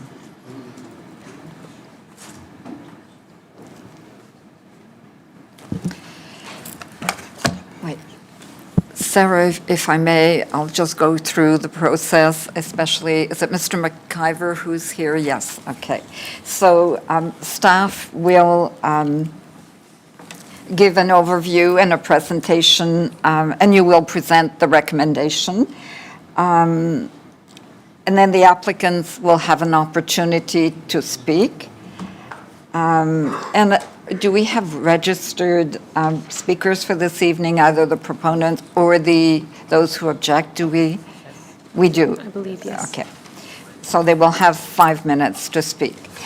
And then administration, that includes you, Sarah, will be able to respond. And then council will have an opportunity to question either the promoter or the objector. And then I will close the public hearing, and we will move and second the motion, and council will deliberate. With that, go ahead, Sarah. All right. Good evening. Am I on? Yes. Okay. So this is an application to amend previously approved plans for the development of lands located at Bateau Street, Harpers Lane, and Main Street. The amendment will accommodate proposed changes to the rear portion of the approved building. So the subject site is located on the eastern edge of the downtown, and this is in Ward 1. The site has frontage on 3 public streets. That's Main Street, Bateau Street, and Harpers Lane. It is surrounded by a mix of uses and zones. So the Staples, which is located to the east, and then the Superstore to the northeast, both of those are zoned SC, or suburban commercial. To the south, across Main Street, are several commercial businesses and strip malls, and those are all zoned CBD, or Central Business District. And to the west is a large vacant lot that is zoned primarily CBD, with 2 small sections of land that are both zoned UR for urban residential. To the north sits 3 residential homes, and those are all zoned UR, urban residential, and the subject site is currently vacant. So in 2023, the landowner successfully rezoned the land for a mixed-use development that had a 2-story podium with commercial and restaurant uses facing Main Street. Above the podium was a 30-story tower for residential units. The rear portion of the building at that time was proposed to be a 5-story building with a mix of uses at the back that included residential uses along the streetscapes, with interior parking in behind those residential units on all 5 floors. The image on the right is the previously approved plan, and the image on the left is that one shows the changes the landowner is currently requesting. So after 2 years of detailed design, after their 2023 approval, actually it was, I think, January of 2024, it was determined that that originally proposed mix of uses in that back portion of the building would not actually be feasible. It was determined that in order to be able to go forward with the development, the rear portion would have to be changed to just one single use instead of a mix of uses. So for this reason, the landowner is requesting to amend those approved plans by changing that rear part of the building, that back part, into just an attached structured garage. The landowner is proposing to remain as consistent as possible with the built form that was originally approved. So both public street faces will have jogs and articulation in the wall facades. They won't be one long wall. There will be tinted windows along both sides and a large bank of windows on the northwestern side as well that you can see in the image on the left. The rear portion also provides a step back after the second floor. So that means that at street level, the facade will be 2 stories in height, and then the upper 3 floors will step back by 5 meters along the back at Harpers Lane, so it's not as visible from the street and the sidewalk. So this helps with building massing, and it also helps to reduce shadows on the surrounding streetscapes. So a shadow study was submitted to show how the building would affect the surrounding streetscapes. So the top row images are for March, June, September, and December, and that's all at 9 o'clock in the morning. The second row images are for the same months, but those are for 12 noon. And the bottom row are, again, those same months, but that's at 3 o'clock in the afternoon. The tower will cast shadow on the surrounding properties throughout the day, but the shadow does move throughout the day, so it's not like each properties are going to be in the shadow all day long. It should also be pointed out that the majority of that shadow does come from the tower, which is currently approved. The height of the rear portion of the building is consistent with what is currently approved at 5 stories. It's just the type of use in the back that is being requested, that is proposed to change with this application. So as noted, the front portion of the building is proposed to remain as originally proposed and approved. The right image shows that building that faces Main Street, so that is proposed to be kept. On the left is the proposed site plan, which doesn't really change much from what was originally approved. One thing to note, though, is at the rear setback facing Harpers Lane, that should be amended to 6 meters. Right now it shows 2. That it will be amended to 6 meters, and that is a condition in the proposed recommendation. So the revised number of residential units is 273, and that's down from the original 288. And the revised number of parking stalls is 411, and that is up from the original 258. So this application does meet several municipal plan policies. It helps to increase the residential population in the downtown. It also helps to reduce surface parking needs by providing underground and structured parking with the development. So again, as noted, that original 2023 development has already been approved with that podium and the commercial use and the residential tower above that faces Main Street. What is being requested at this time is just to amend that rear portion of the development to just house a parking garage rather than the mixed-use building that was originally proposed. So in terms of a recommendation, it's recommended that Moncton City Council approve the zoning bylaw amendment, Z 22253, and Schedule A53. And the amendment, if approved, should be subject to a resolution with a number of conditions, which are the same conditions that were approved in 2023, with that addition of the last condition about the rear yard setback being 6 meters. So in terms of public feedback, one letter of objection was received from the public, and we have also received one letter of support from the public, from a business owner of a nearby property. The main point of objection from that objection letter, and I believe the objector is here this evening to speak to it, but it does relate to the location of the garage entrance on the north side off of Harper's Lane and the associated traffic that would be associated with that garage door in that area. So the landowner was asked if it was possible to remove that garage door from the north side and relocate it on the other side. So one important thing to note is that there are 2 garage doors. One is on the north side, but one is also located on the west side. And so the landowner has confirmed that the intent is that on the north side garage, that garage door, that would only be for the tenants in the building. The west side, which would be off of Bateau Street, that it would be intended for the commercial use and anybody else using the site. So the traffic will be dispersed. It's not like all vehicles will only be able to use that northern side. And when I looked at the floor plans, they are still revising them to some degree, but it looks like there's a good chance that all floors will be accessed from both doors. So it could be very well that a lot of people will just use the Bateau Street as opposed to going up to Harper's Lane anyway. So I just wanted to put that out there. And with that, I am happy to answer any questions. Thank you, Sarah. Is the applicant here this evening? They were going to try to hope to be here, but it doesn't look like they managed to get here. And we do, Madame Lagreffière, do we have some registered speakers?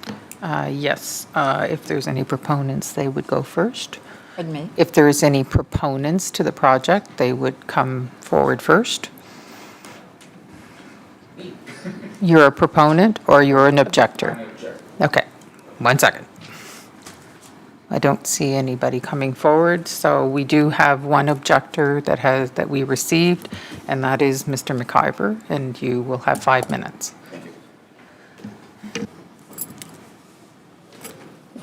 I kind of object to be calling it an objector. It's really a constructive criticism. And thank you for the update on the doors. I'm glad to hear there's a north and a west door. I guess my objection to this is a change from, there was residential before, and they said, no, we can't do anything now. Now it's changed to a parking garage. Parking garage changes the whole concept to me.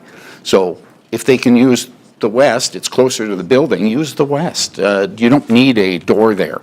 I lived in Toronto with a building, and with those tight turns, everybody coming up that building and going down, honk, honk, and their door, imagine that 24 hours a day. I can't stop people coming. You can't use that entrance between, 11 at night till 7 in the morning. I'm sorry, that's not going to happen.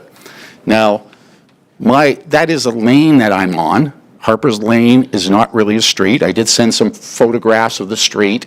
It was an old wagon lane, and right now, the sidewalks, the utility poles all along that street are actually in the road. They're not behind the sidewalks, they're actually in the road. So the street is smaller than it should be.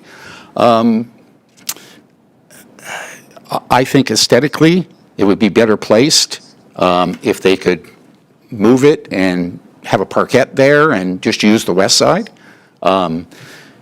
we experienced what construction and what traffic would be like on that street with the construction that occurred with the city in August, September, and October, the delayed construction. We couldn't open our windows, dirt, dust, noise. I was shocked to find out that when I objected and phoned the city about noise issues, the city doesn't follow their own bylaws. So 5 a.m., well, 20 to 5, beep, beep, beep, beep, beep, beep, beep. Guy's loading a dump truck. I went out, said, excuse me, what are you doing? It's like 7 o'clock. It's 7 o'clock. No, sir, we're with the city. We don't care. So, and I phoned the city. The planning guy sent me a note and said, yeah, we don't pay attention. We can go 24 hours because we want to get it done. So there's some concern that we're going to get dust, dirt, noise, lights. My bedrooms and my living room face that street. So streets coming off of it used to be Harper's Road. It's now name changed. I'm sorry, I don't know. Bateau. Okay, sorry. Any of those cars coming there or through are going to be hitting the residents with their lights and noise. I got my house, their siding's still a little bit dirty from what we already experienced. So I know it's not coming. And I'm not happy about noise or added traffic to that street. It's a lane. The sidewalks are a little crummy, but they're usable. But most people walk down the middle of that street. Most traffic is only limited to us, but with the dump trucks, they were speeding down there. I had complaints from my neighbor. No, they're just whizzing down. They're not looking. Like my wife came out of was coming out of my parking spot and almost got creamed by a dump truck. So there are concerns about traffic volume, density. A lot of people use that walkway. It's not just a dead-end street. There's a considerable walkway. And so a lot of walkway use, wheelchair use. I've seen it in the winter. There was about 4 of us had to help a guy with a wheelchair. Guy, you should go around. But I've seen motorcycles go up and down that. Today there was a motorcycle that whizzed up there. So it's really a through laneway, and there is a lot of pedestrian traffic. I would feel better if there was no northern exit. Also, the exit, a little bit of self-interest. So from me to Paulette is about the distance from me to the where the garage is going to be. The lane is not a full road. The width is not there. So I guess I would like to see it reworked, and that's why I'm objecting, and I would ask council to at least have them rework it. I'm not sure that this was fully thought out. It certainly didn't take into concern the neighbors. I agree, we're only 3 houses now, but I've been there since 2017. I think we have a right to have quiet. We have the right to enjoy our property, and I think that using just the west side is an alternate decision that the company Icon should use. And like I said, they can change it up a bit. I don't mind a little parquet there, a little green buffer, but I don't really want traffic coming in and out or lights. I'm an old guy, I'm retired. I don't like getting up at 6 in the morning when I don't have to. Right now it happens when Farrell comes to Staples, and I've talked to them twice, and I talked to the bylaw people, but they come at between 6 and 6:30. Now, I thought the bylaw was 7, so I called them and talked to them. I'm a reasonable guy. Guys, you got to do business. Please, just delay till 7 o'clock. I'm an old guy, I like to sleep in a little bit. Thank you. Next day, 6 o'clock. So anyways, I ask that you vote against. Thank you so much for expressing your concerns. We appreciate that. Thank you. Okay, thank you for listening. Thanks. Sarah, do you have any more comments to add with regards to the concerns? Nothing specific necessarily. I did ask the landowner how possible it would be to be able to just remove that door to the north. In their plans, he said it would be impossible. He said it is needed. The idea is to keep the two driveways separate. And I believe, and this is where I believe you can access all floors from both driveways, but I'm not 100% sure on that. They are still redesigning, so Ideally, though, the traffic is dispersed, so it's not like all 400 stalls are coming off of Harper's Lane. There would be some level of disbursement coming from both sides. Thank you. Council, do you have questions for the objector, the administration, or the proponent? Conseiller Bourgeois. Merci, Madame la Maire. I tend to agree with the concern. Some 20 years ago, our family was living on Ralph Street, just beside Moncton High. And the closest grocery store was the Superstore. So I used to walk from basically Moncton High along Mountain Road, King Street, and then I take Harper Lane. And it goes like there's a pedestrian access to the back of the Superstore. And if anybody's ever, well, you got photographs, but it's the weirdest street in the city of Moncton. Telephone poles on the street. I'm not sure if it's legally on the street or if it's NB Power land or private land, but you could drive a car and hit a telephone pole without leaving the street. So it's that odd of a street. I'm just wondering, I'm not sure if it's actually a planning issue or an engineering issue as to how for so many years we have had that street. I'm not sure who can answer that. It looks like a 200-year-old street because it's mostly almost a pedestrian street. It's wide enough for a horse and buggy, but that's about it.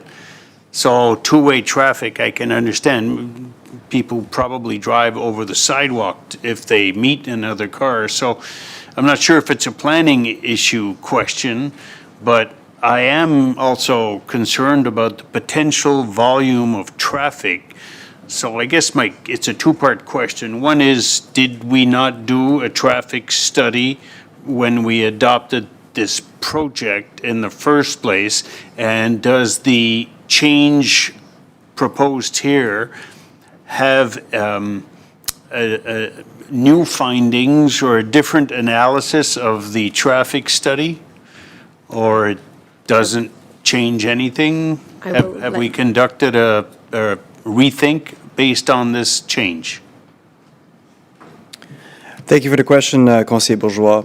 For the first part, or your first question about utility poles in the sidewalks or within the right-of-way, we do have similar situations. I can think about Highfield Street behind Georges Dumont Hospital, where they were inherited that way, built that way, and of course that's not the standards today. So whenever we're into a street reconstruction project, we would look at, if space allows it, relocating those poles or narrowing down the street so the poles don't end up in the street. There's ways around it, but definitely not definitely not our standards today, and something that we would maybe not actively look at doing, but definitely when the street is up for reconstruction, that would be definitely resolved at that point. As far as the traffic, deuxième. Oui.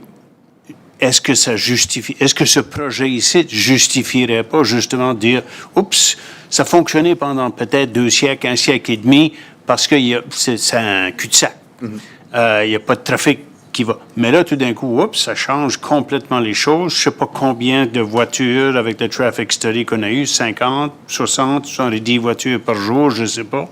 Là, ça change complètement la nature de cette ruelle-là, si on peut l'appeler comme ça. C'est un très bon point où il y a certains cas où il y a des développements qui ont, disons, accéléré certaines reconstructions de rues. On regarde à la rue Wesley qui a été refaite dernièrement en anticipation d'un projet de développement.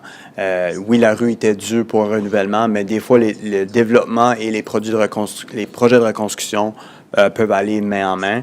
Et puis, dans ce cas ici, c'est définitivement un quartier qui n'était pas sur notre loupe, disons, pour les prochaines années, mais avec un développement comme ça, oui, il faut l'avouer que ça pourrait être quelque chose qui est éventuellement remis sur notre plan capitaux. Pour le trafic. Donc, l'étude de trafic qui a été faite avec le plan original, on regardait environ 70 à 80 véhicules de l'heure. Je vais juste regarder mes notes ici.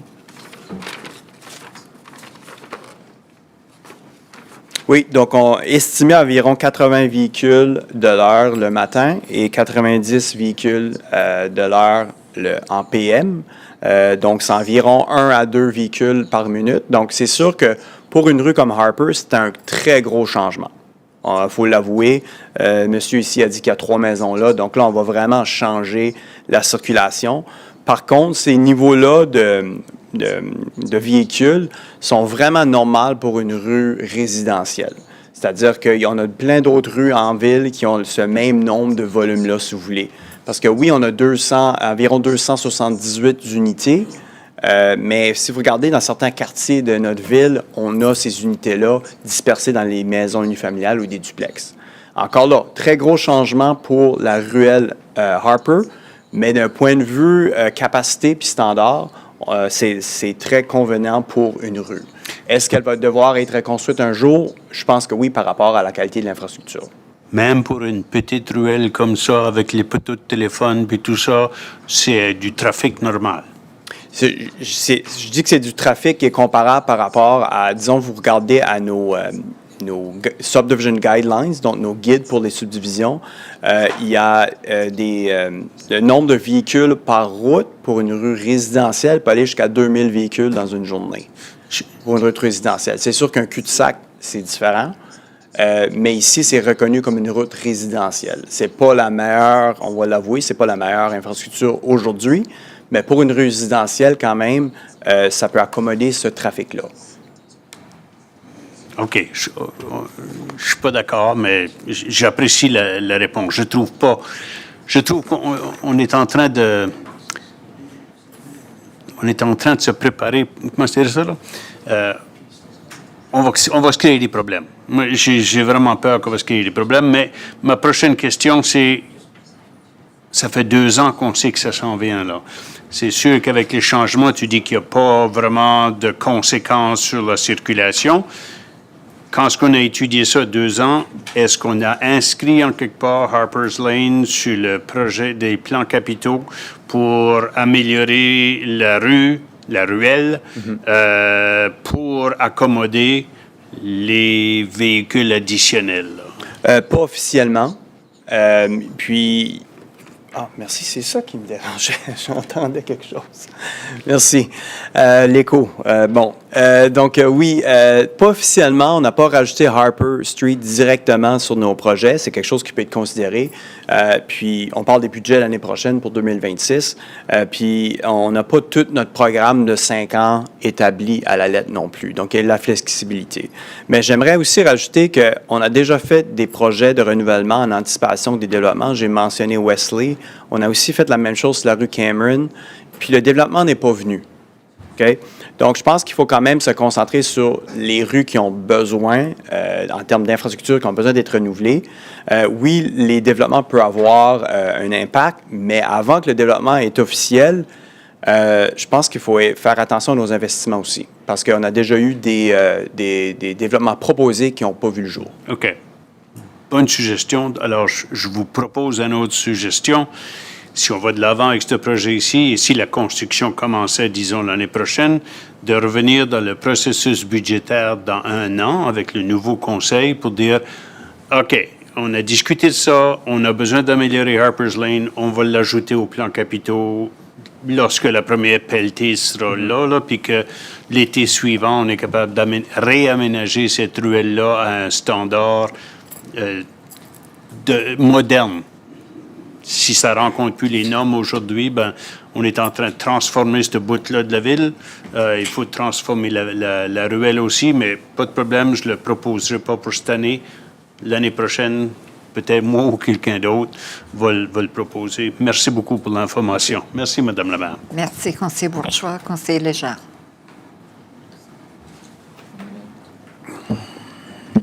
Merci, Mme la mairesse. Thanks for the presentation. I'm just wondering, I don't know, probably Sarah, with respect to the doors, garage doors, I kind of understand but I'm wondering if indeed both doors give access to all the floors. Once that's clarified, what would, and it's too bad the proponent isn't here, because it makes it very, I mean, when you've got a project this large, it would be nice to have some of those questions answered. But in any event, what would stop having the door that is on Harper's Lane restricted from 11 p.m. to 7 p.m., 7 a.m. and then or 8 a.m. and that would require everybody to exit on the other side, the other door, if indeed they're all connected. And I've seen that in other parking garages. They do it more so for control and security. So I think that would be a compromise, understanding that it probably is complex to try to change it, and there might be a requirement that there be a second door accessible because of the sheer nature of the size of 411 parking spaces. So, it would have been nice to have that answer. So hopefully, maybe that is something that they can answer. What led you, if I may ask, to thinking that that they're going to be connected versus they're going to be separate? So when looking at the floor plans, the arrows show that there's sort of what looks to be at grade circulation within each floor, but then there's a different set of arrows that show they're thinner, and they show two locations as well. But they show it, you can see on the basement level, they only have it in one location. So like you'd go down, but then you'd circulate to come back up again on the other side. Each of the floors have those same arrows. And so it looks like chances are you can get up and down from both floors, but those are sort of floor plan details that I don't want to confirm because it's... Okay, yeah. and that's understandable. I think I'm hoping that the likelihood is yes, that is the case because of the size. I wouldn't expect 410 parking spaces and one door in and out. Yeah. So anyway, I guess if that could be suggested as a possible solution for the residents and for that small street that doesn't have the infrastructure, as Councillor Bourgeois was saying, with the old telephone pole, utility poles and so on, and happy to hear that, there is a possibility that road could be bumped up in terms of upgrades with the start of this project. So maybe next year in the budget deliberation, it would be, now that this project is on its way and there's, I don't know, however many floors that have been built, the city now fast tracks this particular section of Harper's Lane and make it more walkable and pedestrian friendly as the individual has mentioned. So I think that would be some way to at least bring some compromise. In terms of the impact of that development, I think it's pretty exciting. It certainly scares a lot of people because it's such a large building. But I think, it certainly will, I think, be very much a catalyst for other development in that whole area. And it would be really nice to see, Harper's Lane develop into a nicer street, because it is for a major conduit between the superstore and that mall, because people don't want to walk on Main Street and so on. So I think we could do something really nice and appreciate the comments and stuff. So if you could do that, I don't know, we can't make it a condition because we don't understand, but or could we make it a condition if they can fulfill it? If it's possible, if there are two doors, if they're interconnected, that the restriction be that from I would say maybe 11 p.m. to 7 a.m. be limited, they not be accessible, and they have to access the other side. Yep, I think we could add that as a condition. Yeah. Just to your point, if all floors are connected and if possible, the northern entrance be limited, not be permitted to be used or something between 11 p.m. and 7 a.m. Yeah, and it would create that ability then for I guess, a commercial development to be well-fitted, or the best it can be next to a residential community. So even as tiny as this is, it still is there, and it's important. All right. So when do I need to propose that amendment? I guess we'll do it when we'll look. We haven't moved the recommendation yet. So when we move the recommendation, can you perhaps give us an idea of what that should look like? Okay. I would appreciate it. Thank you. Merci, Madame la Mairesse. Merci, Conseiller Léger. Are there other questions from members of council? I don't see any, so I will close the public hearing. I need a mover and a seconder. Conseiller Crossman, do you wish to move the recommendation? Conseiller Leblanc, do you wish to second? Or Conseiller Léger? OK, c'est bon, merci. Donc, c'est quoi là? Go ahead, Conseiller Crossman. Thank you, Your Worship. So, Sarah, I'll move the recommendation. It has been seconded, but I'll make that amendment that was discussed by Councillor Legier and Councillor Boudreau. So how would you like to see that wording put forward on the recommendation? And I'm looking at Shelley. That if all floors of the parking structure are connected, or That are connected through one main door? through one main door, are accessible by both doors, if all floors of the parking structure are accessible by both doors. That the north door be restricted between 8 p.m., or sorry, 11 p.m. and 7 a.m.? The only other thing I would put in there is something about safety. If the Yes. fire marshal or someone says that they can't do that, then, so some sort of caveat that allows, and if acceptable, or if approved, or something, acceptable? Feasible, if feasible. If feasible by the fire and safety Yep. inspection. Okay. So moved then. Thank you, Conseiller Crossman. Conseiller Leblanc, do you agree with the changes? T'es d'accord? Oui, c'est beau. Donc, Shelley, would you bring up the motion, please?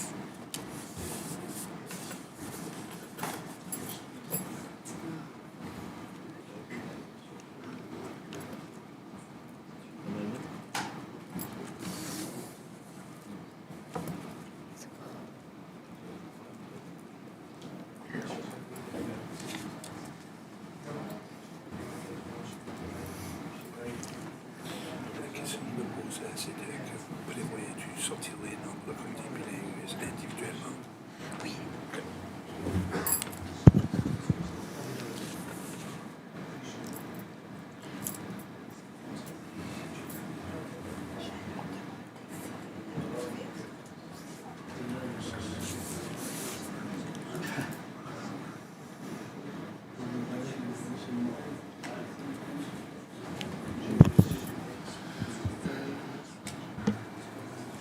Sarah, the last sentence, can you read it? Can you see it up? I can read it. I know, it's small. I can't work magic. That restriction For parking garage doors along Harper's Lane be restricted to 11 p.m. to 7 p.m., and that it be feasible through fire safety. This is to occur if there is access to both entrances. I can rewrite it after to have the same meaning, but rewrite it to, yeah. Yep. Okay. Oh, sorry, 7 a.m. I will correct that. 7 a.m. So we have a motion that's... Did you want to speak? J'ai pas compris. We change that to 7 a.m.? So we have a motion on the floor. We have a mover and a seconder. We'll go to, is it electronic vote, Madame la Greffière? C'est beau. It's changed.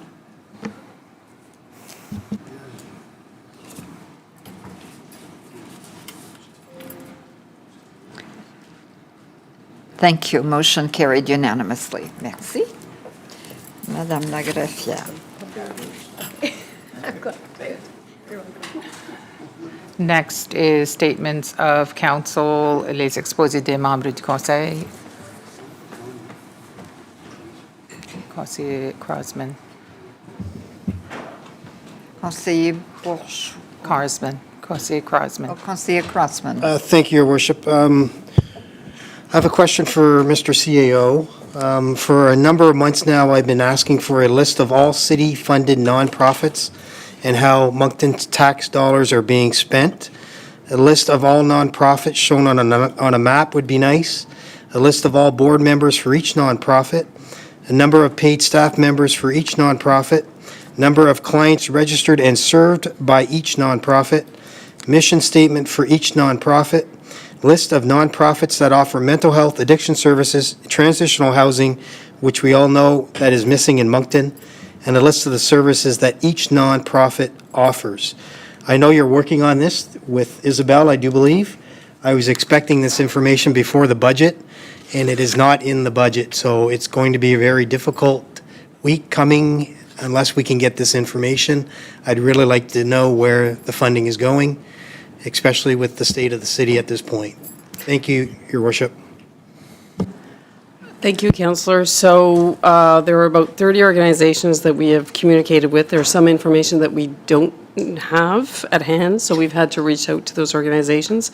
We've received 19 responses thus far, and so we have those 19 on in a table that we've tried to make as clear as possible. We also have the board members, everything. There is some information that we needed to get from them that we didn't have here in hand.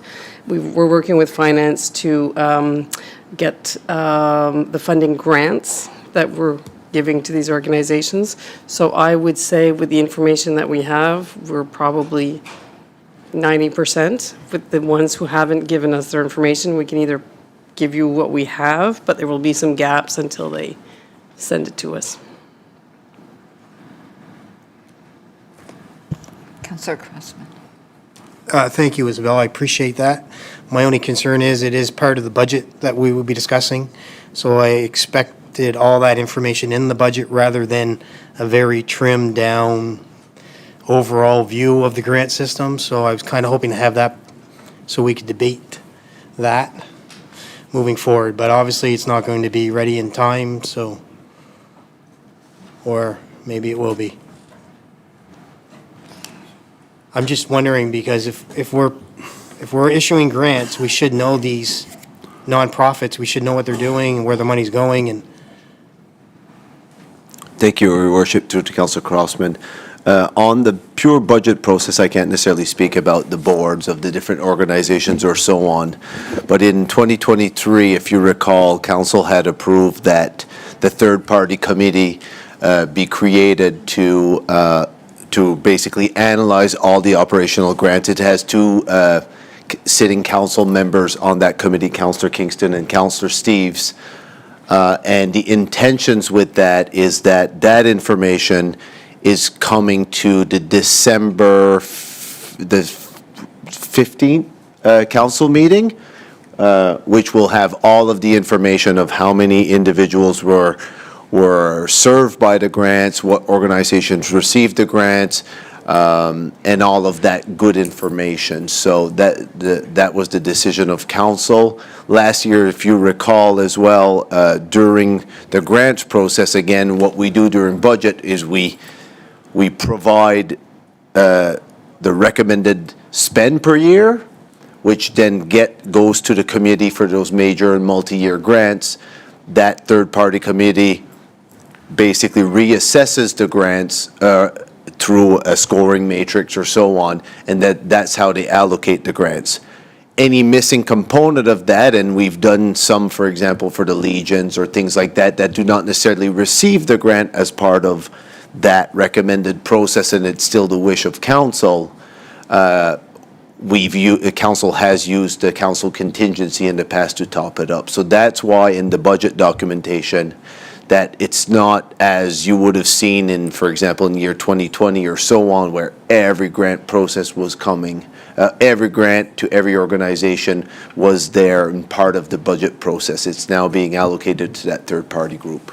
okay, it's just, it can go both ways, right? It can go an increase in granting, or it could go a decrease in granting, depending on the situation within the community, right? So, like, for instance, the federal government just announced that Ensemble was getting, I think, close to $500,000, right? So I'm curious to know how we would respond to that, right? You know, where does our funding now end up?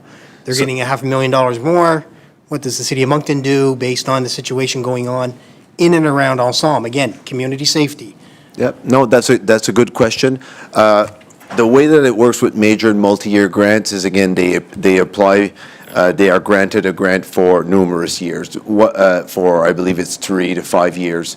The reason for that is, for the city, it was really about ensuring those organizations had funding in the longer term rather than on a one-year basis to be able to do that. So, but your question is a good one. It's one that certainly when the committee is presenting the results in the December meeting, that those are questions that could be asked, and it could also impact the future request. The grant you're talking about, I don't necessarily have all the information, but again, questions that the committee would ask. I'm not part of the committee, but is that just a one-time grant? You know what I mean? Or is it new funding that will be there forever? If it's new funding that would be there forever, then it could potentially change the request of that organization coming forward. So that's what I can provide as of now. Okay, I'll sit and wait. Thank you. Thank you, Your Worship. Thank you, Councillor. Do you wish to speak, Monsieur CAO? It's a loaded question. Councillor Crosman, if you would like to have the incomplete information, we can give you the incomplete information as soon as we can get back up to our computers. The big question is, again, knowing full well that there are some gaps in that information, it is not complete. So, you know, if it's your will and will of council to get all the information that we have to date, we can definitely provide that.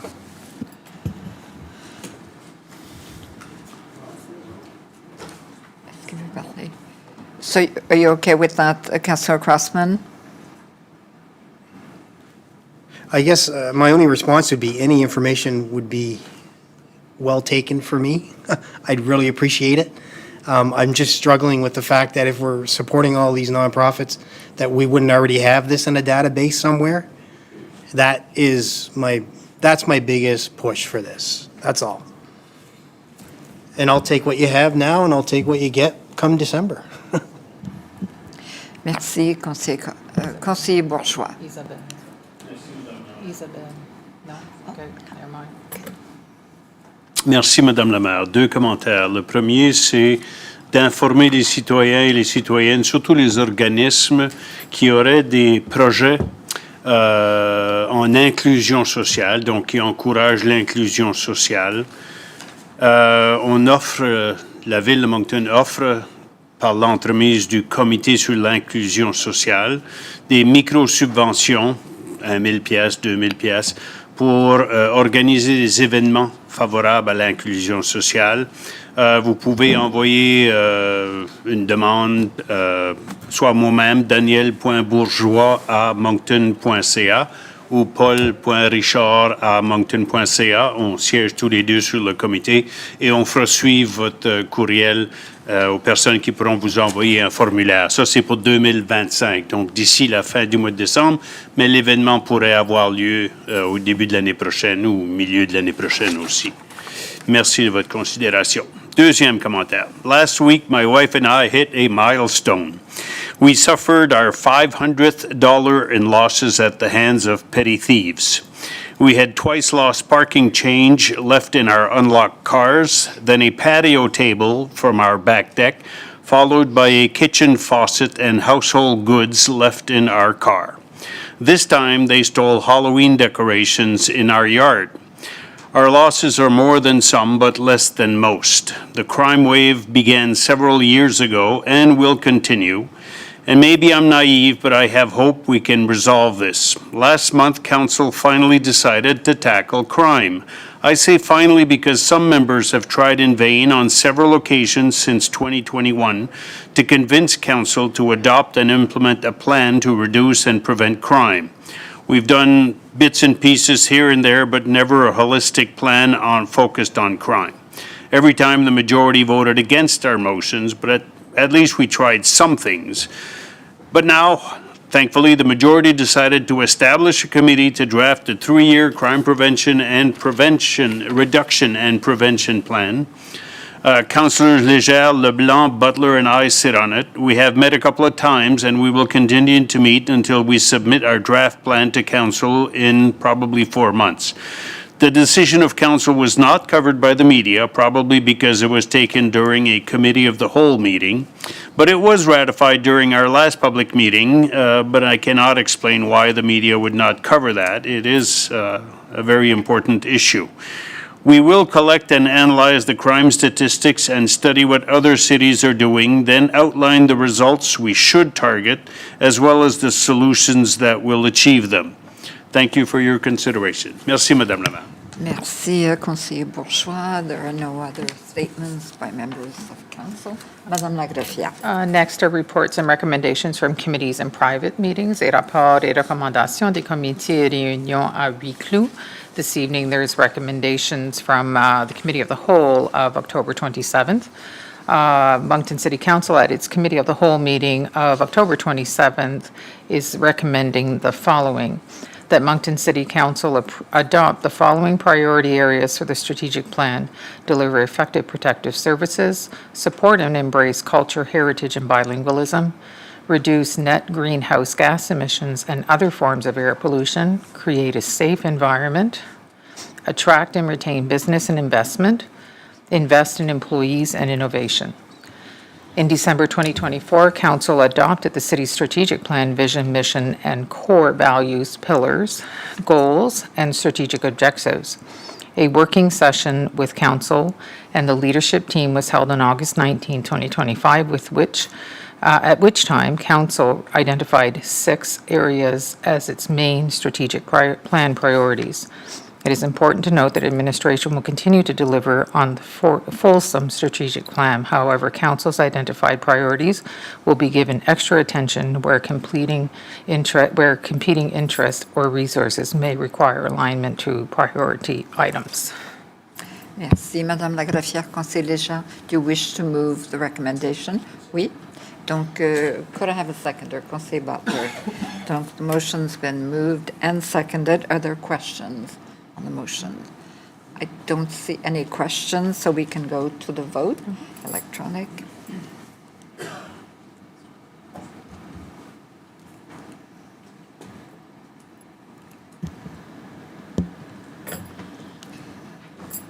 Thank you. Motion carried unanimously. Merci. Next is reports from administration, les rapports de l'administration, and this evening it's a presentation of the BIA levy budget. Patrick Richard, Executive Director at DMCI, is here to give the presentation. And for Council's information, the motion that's before Council today is that Moncton City Council authorize the City Clerk to give notice, which is to be published in accordance with the requirements contained in the Business Improvement Areas Act, RSNB 2014, C-102 on the 2026 budget, 2025 budget submitted by Downtown Moncton, Inc., and that the bylaw A1002.25 be given first reading. Bonsoir, Patrick. Peux-tu juste toucher le bouton sur le micro? Je vais te donner la parole. Voilà. Merci beaucoup. Good evening, Your Worship and members of Moncton City Council. Il me fait plaisir d'être ici ce soir pour vous présenter notre budget de fonctionnement de Downtown Moncton Centre-Ville Inc. pour l'année 2026. Pleased to share our vision for the coming year, a connected downtown where businesses flourish, residents thrive, and communities continue to grow as a vibrant place to live, work, and play. Just pull up.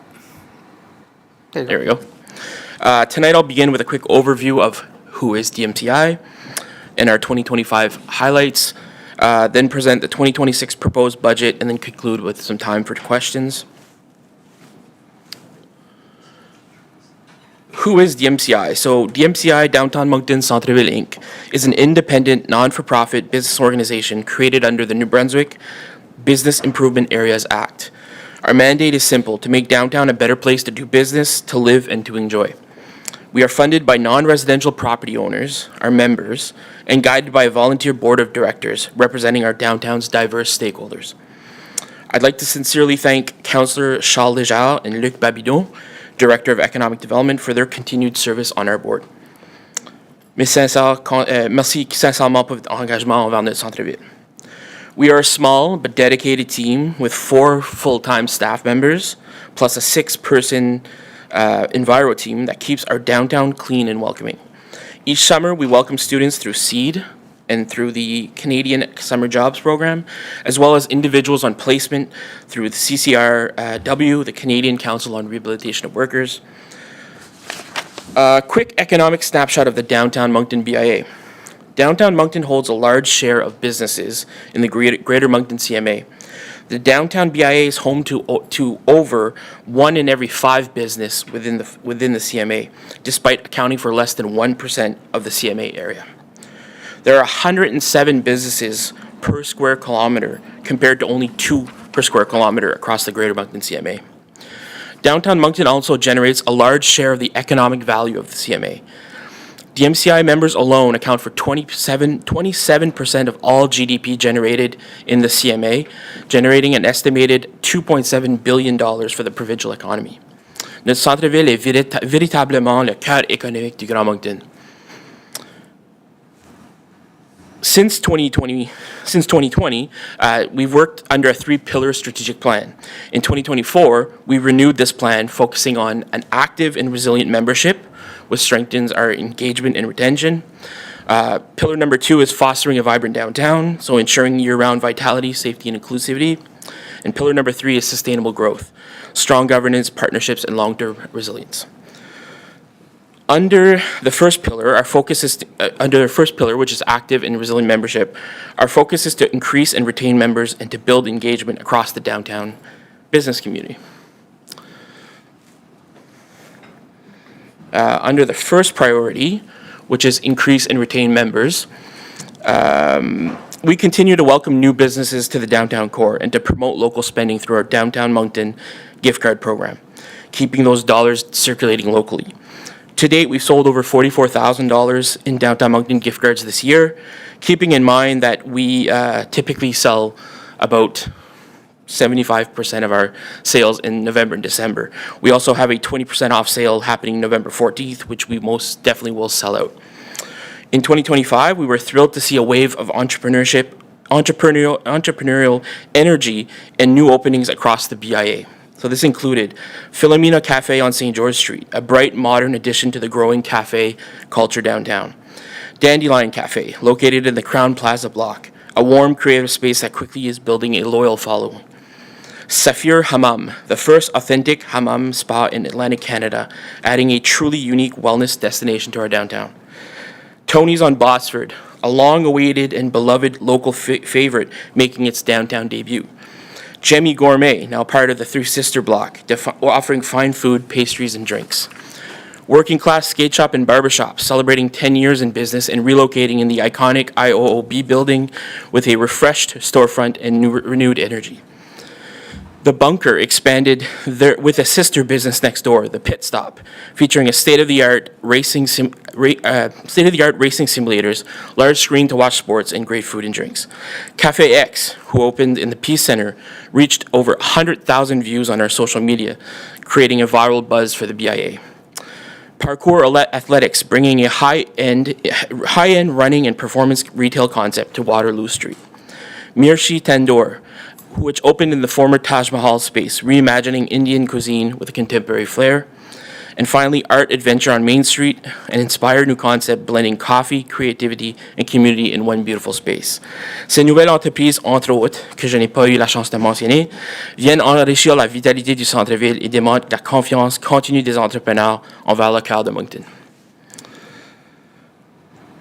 On the building and fostering engagement with our members, our Facade and Development and Safety Grant continues to be one of our most impactful initiatives, funding storefront upgrades, cameras, and lighting. En 12 ans, plus de 300 000 $ ont été investis et ont généré plus de 2 millions en amélioration des façades du centre-ville.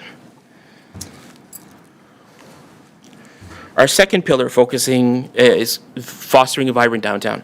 And this focuses on animating the downtown year-round and ensuring a clean and safe downtown. On the animating the downtown year-round.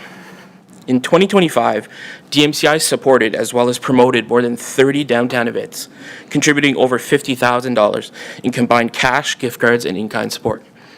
Highlights include the New Year's Eve Family Fun Fest, which brought tens of thousands of Monctonians to the downtown. Also, the 25th anniversary of the Atlantic Nationals, which also had a huge draw downtown. And don't forget our very own Moncton Busker Festival, which welcomed more than 20,000 spectators in its third year. And finally, our Accent Visual Arts Initiative, which featured 57 unique artwork pieces by 33 local artists, transforming vacant storefronts into outdoor galleries. And still on the animating downtown year-round, our Holiday Lights and Decor program.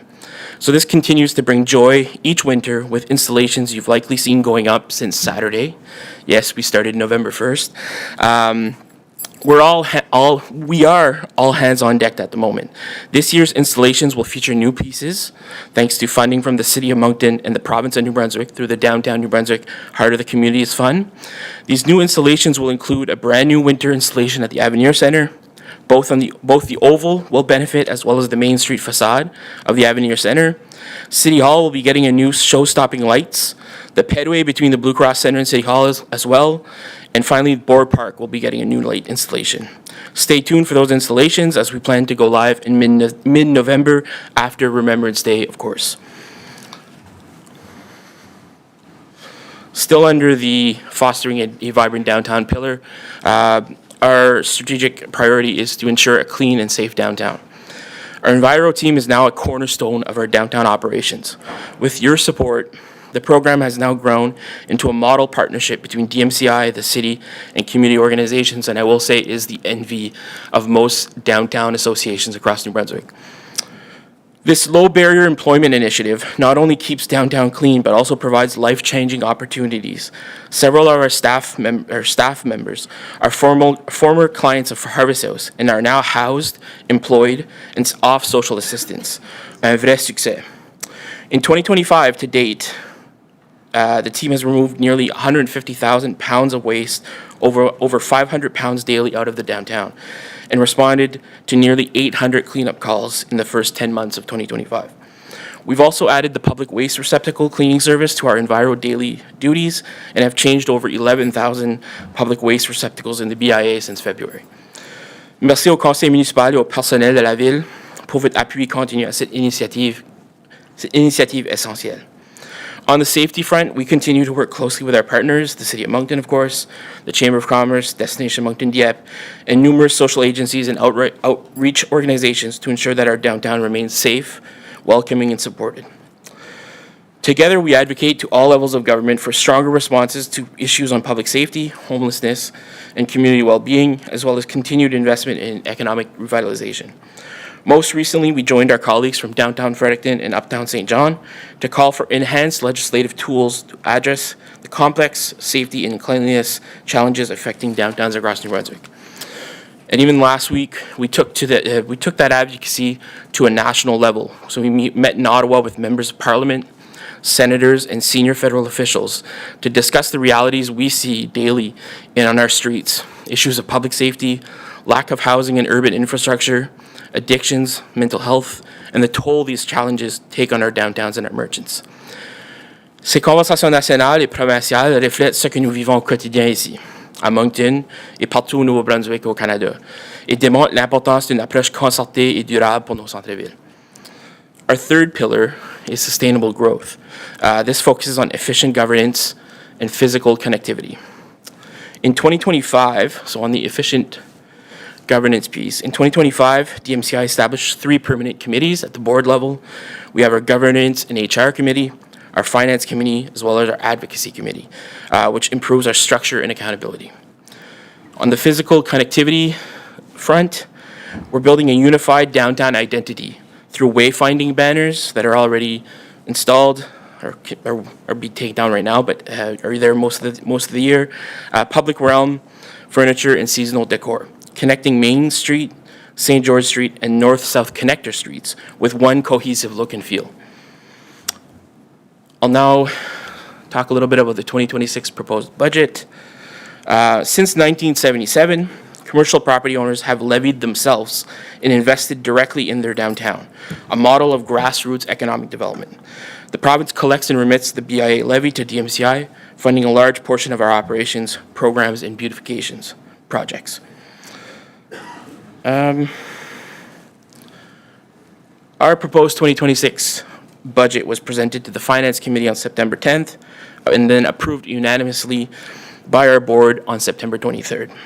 The levy rate will remain at 16 cents per $100 of assessment. And our 2026 assessment base is of $607 million, which is a 1% decrease from 2025.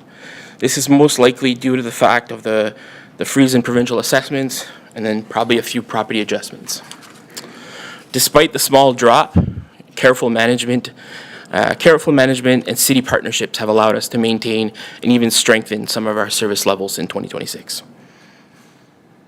The levy will be for 2026, $971,000. Under the Clean and Safe initiatives, we'll be receiving $512,000. In development initiatives, $141,000, and then operating a few thousand there, for a total of $1.6 million in revenue, offset by the same number in expenses. So we have $537,000 going towards our Clean and Safe initiatives, which is our downtown ambassador.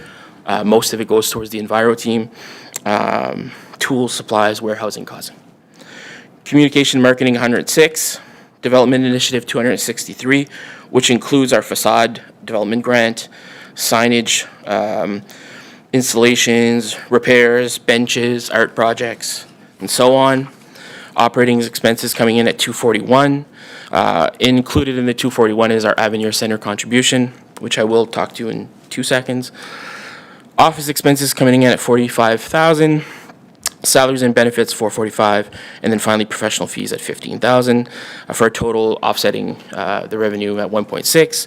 This year's 2025 contribution has been made, so there was $92,000. The check was walked over to City Hall last week, and the amount to date in total, we're at $613,600.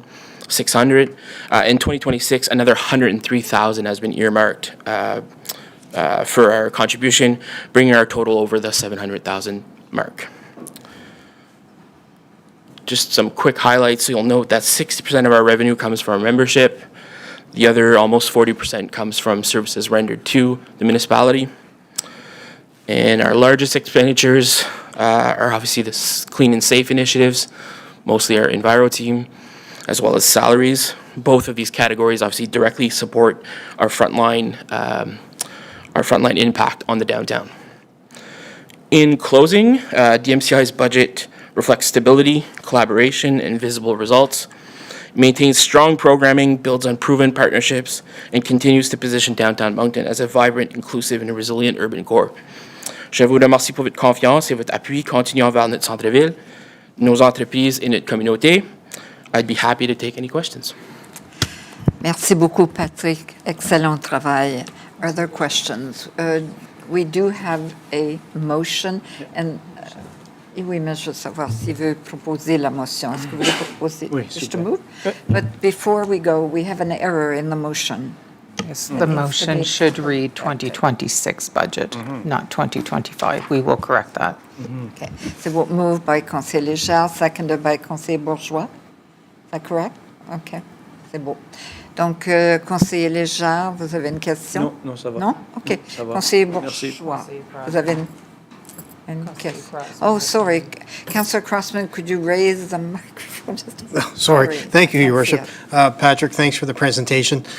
Just one comment I will make is your communications and marketing is going from, well, revenue zero, but expenses are $106,000. So looking at some new festivals, more activity within the downtown core to celebrate, is that what we're aiming towards?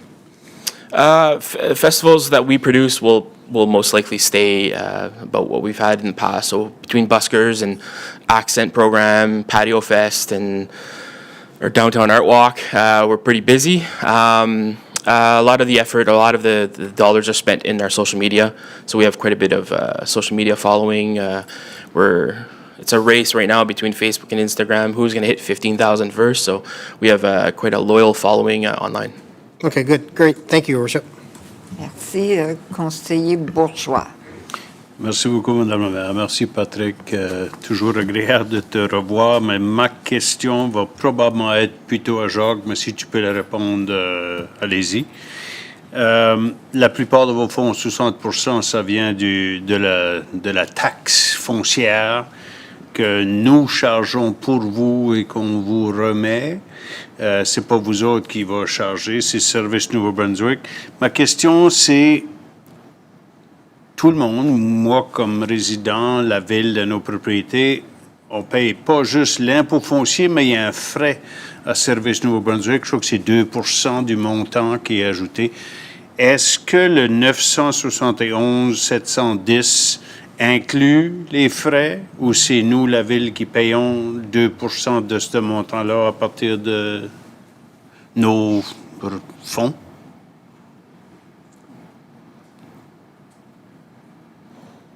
Merci, Conseiller Bourgeois. I'm going to answer in English because the term is not coming to me in French. So the way it works is the commercial businesses downtown would pay that 1.9% fee on their property assessment.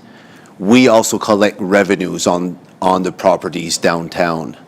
The 16 cents that DMCI levies on the commercial properties in the downtown, it's not double paid. The businesses only pay it once, like every other businesses or resident in the city or across the province. So when they get their property tax bill, they pay 186 to the province. They pay almost a little bit more than that to the city. And they also have a third line that says 0.16 that goes to DMCI? That's right. Oh, okay. So the businesses pay, and that the 2% is on all three charges, and the businesses pay. Yeah, so basically, yes. So you have your gross assessment. On that assessment, the commercial business would pay that 0.00194, which is the fee that everyone pays. They would pay, that goes to the province. They would, to Assessment New Brunswick for doing assessment. The 16-cent levy goes to DMCI, and the regular tax rate goes to the City of Moncton and the province because it's a commercial business. Okay. I'll ask the question tomorrow, so heads up. What does this province charge our businesses, non-residential? How much money do they collect, and how many do they give back to the city? So a heads up on this. Merci, Patrick. Okay. Merci, Jacques. Merci, Madame la maire. Merci, conseiller Bourgeois. Conseiller Léger. Merci, Madame la maire. Merci, Patrick. Just want to say thank you to you and to all the staff, because certainly the impact, first of all, the impact from Enviro is amazing in terms of the downtown. And you've certainly been very much the spearhead of that, and I want to thank you. The communications have been doing a great job, the website and those things, and your initiatives, and what you've done in terms of events in the downtown, decorating in the downtown. I saw Ron and everyone getting ready now, and so on. So again, thank you. I mean, I think it's to me, it really shows a very successful model for downtown. And the other thing too, which is that you and your group are always open to trying to do better and trying to help. And you've created a lot of partnerships with the City of Moncton, and I think it certainly goes noticed, but it's nice to indicate that, because sometimes we don't say it enough. And again, I think your group as well, we would welcome some of the ideas that you're hearing from businesses and so on when it comes to crime, severity, prevention, things that the city can do. We don't have all of the solutions. We're open to things that are happening in terms of how to make it better. And I think what, Councillor Bourgeois was mentioning is that it would be nice to have some strategic direction, some plan that says, we recognize the importance of safety, the importance of people being able to help our city grow. And so what can we do? What part does the municipality play? What part do individuals and businesses play? And what part does the RCMP and community officers and so on play? And I know that in your discussions with the other downtowns, you're aware of our wanting and our ask to give community officers more powers related to under the Peace Officer Act, and I hope that that can be helpful to us in terms of, if anything at all, doing a pilot for Moncton to demonstrate how that could be helpful to the RCMP working collaboratively and really able to better, I guess, to assure citizens that things are moving in the right direction. And we often are bombarded by the negativity, so just trying to put a positive on that as council around this table and others do care. It's a question now of come with your solutions or suggestions. So, and again, I thank you and your group. Merci. Merci. Merci, Conseiller Léger. Conseiller Butler. Thank you. Patrick, thanks very much for the presentation. I can't say enough of how much I hear about how clean the city looks nowadays. It's amazing what Ron and them do downtown. It's just, they go steady, and it's amazing that, when sometimes you'll see a garbage truck, but they're not so clean, but your vehicles are even clean, which is it shows that, you're really into cleaning, and that's appreciated. Where Councillor Leger and Bourgeois and myself sit on this committee for crime prevention, trying to figure out how we can make this city a little bit safer.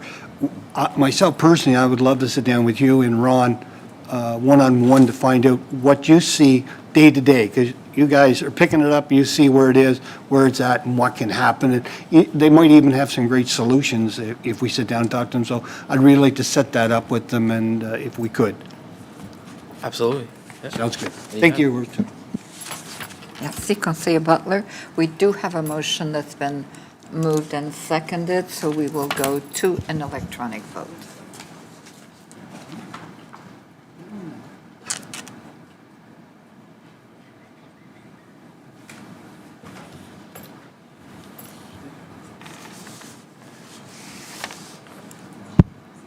Merci.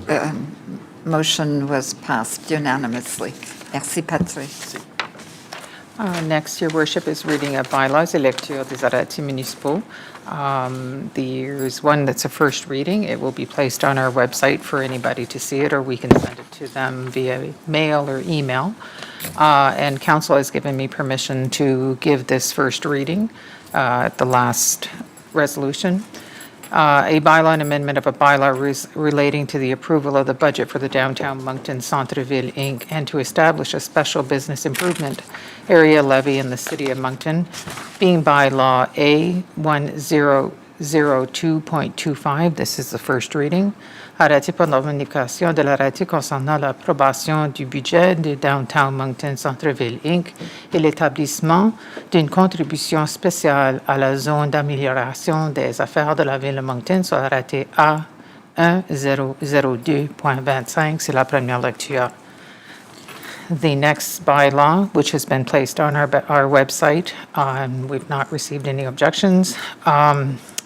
It is for Harper's Lane. I will need permission from council for second reading.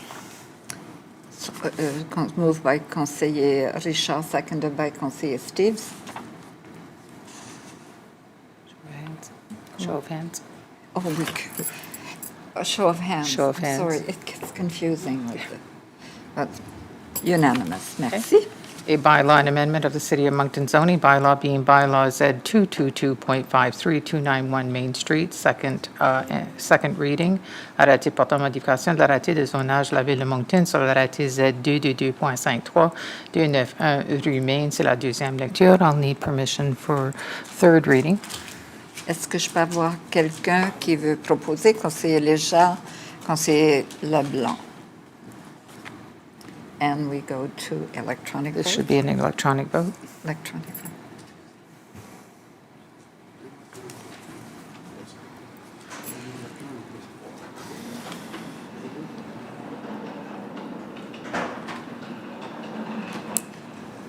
Conseiller Bourgeois. Conseiller Bourgeois. Merci. Thank you. Motion carried unanimously. A bylaw and amendment of the City of Moncton zoning bylaw being bylaw Z 222.53291 Main Street. It's the third reading. Arrêté portant modification de l'arrêté de zonage de la Ville de Moncton sur l'arrêté Z 222.53.291 rue Main. C'est la troisième lecture. Could I have a mover and a seconder? Conseiller Léger et conseiller Kingston. And do we vote? No, electronically? we've already voted. We don't need to vote anymore. C'est bon, merci. Okay. There is no notice of motions or resolution vis-à-vis de motion de résolution. I believe you have some appointments. I do, Madame la Greffière. We have several committees, actually. I'm going to propose to council to do these in blocks. For example, Moncton Industrial, and then Moncton Sports Wall of Fame, and the Seniors Advisory Committee. And if council wishes, we could do those three together, and then we can go to the bilingual committee, and council can decide how you wish to proceed with this. Is that fair? Are we okay? Okay, so the first one, Moncton Industrial Development, Benoit Doucette, reappointment, Bob Newman, reappointment, Mike Mann, reappointment, Jennifer DeWare, reappointment, Robin Drummond, reappointment. Do I do the mover? No, I do that at the end, right? Okay, c'est bon. Moncton Sports Wall of Fame, Randy Roth, reappointment for 3 years. Seniors Advisory Committee, Cicely Samuel and Jill Durapeau. So I would need a mover and a seconder for those three. Conseillère Leblanc and Conseillère Adjet. Merci, thank you. Now we will go to... We need to vote on this. Oh, we need to, is it electronic? Oui. Please vote.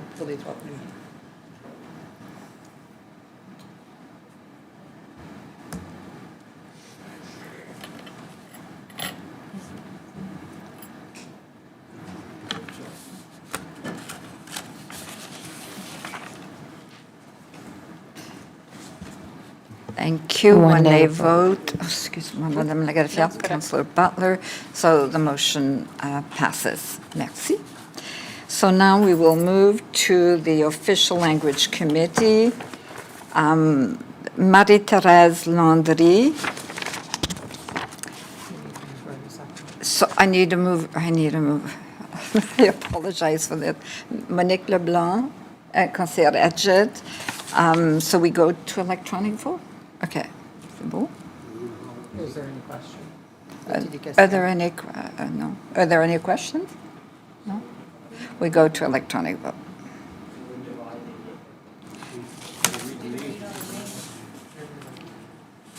J'ai pas compris. We're going to vote each individually. Sorry about that.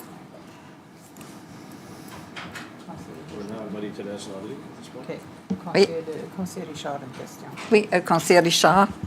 Oui, j'aimerais de la clarification, just clarification. So we're dividing, Each. do we need a motion to divide the, we're just moving forward one by one?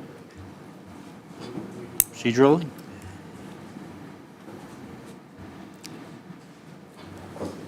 I think that the chair decided that she wanted to proceed individually with each of these names. So that's why it's being proposed this way with her nominations. Okay, so it's her decision, it's not decision of council. I'm just asking, not. Yeah, I mean, with the nominations is a little bit different process than our other votes, so I think this is appropriate. If council wants to do it differently, I think somebody could propose a motion if they want to vote the whole list of names, but this is how we proceeded in the past on some of these committees. Okay, we just did the last three all in a bunch, so I wouldn't mind seeing this all in one myself. So you could propose that motion, and it could be voted on. Propose that we vote on the whole committee. On the entire motion, on the entire list. Is that Yeah. what you're saying? I Okay. so move. C'est beau. Merci. Merci. Conseiller Butler, go ahead. Oh, thank you. Just to let you know, I voted nay last time. I'll be noting nay again. Just on principle that I believe that, I don't believe in rubber stamping. These people have already been advised that they're on the committee, and we're just going through a formality, so I will be voting nay on everything. Thank you. Thank you, Conseiller Butler. Conseiller Bourgeois. Merci, Madame la maire. Je pense que c'est au Conseil de réviser ses propres politiques et donc, je n'ai pas le choix, il faut que je vote contre les membres. C'est rien de personnel contre les membres que vous suggérez. D'abord, bravo d'avoir initié cette revue de la politique, cette mise à jour de la politique. On devrait faire ça pour toutes nos politiques de façon régulière. Ça fait des années que je demande pour ça, une sorte de calendrier. Mais je crois que ça incombe au Conseil de faire sa propre révision, comme qu'on est en train de faire avec l'arrêté sur les procédures, l'arrêté puis les politiques, ça nous appartient. Les membres que vous avez là, c'est pas un commentaire sur eux, sur elles. Si eux ou elles ont une expertise que vous pensez qu'il vaudrait la peine de venir témoigner devant le Conseil lorsqu'on fera la révision de cette politique-là, ça me fera plaisir. C'est rien de personnel, mais je pense que ça nous appartient de faire la mise à jour des arrêtés et des politiques et je vais donc, par processus, être obligé de voter non sur l'ensemble des nominations. Merci, Madame la maire. Merci, Conseiller Bourgeois. So then, if I understand correctly, I'm just going to read everyone ensemble together, and then you will either vote, no? So you have a motion. Ah oui, c'est quoi sa motion là?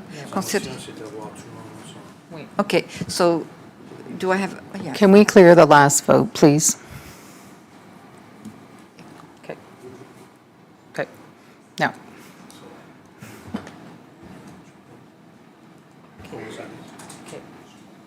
Moi, je suis perdue là. On n'a pas voté pour tout le groupe. So Councillor Richard has proposed a motion to vote all of the names together. We would need a seconder for that motion and then a vote for that motion. Okay. Do I have a seconder for that motion? Conseiller Leblanc. So we will go to a vote. Is that electronic? You'll have to recite all the names that are on. Before? Yes, that you're voting as a whole. Okay. Marie-Thérèse, Just like maybe I'm being overruled by the solicitor. We need to vote on the motion to Okay. vote on all the names together. Okay, c'est beau. Donc, on the motion, is this an electronic or, oui, c'est beau.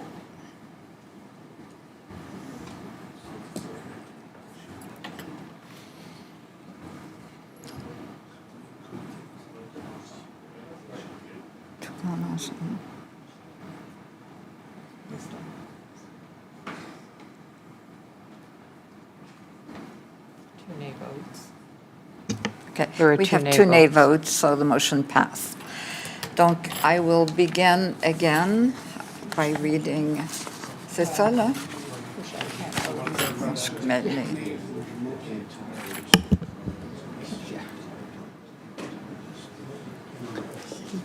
So now council is voting on the entire block of names. And if that vote, well, we can talk about what happens after. Okay, c'est beau. Thank you. So, Marie-Thérèse Landry, Yannick Fabre, Jovial Oussoudou Olachi, Brian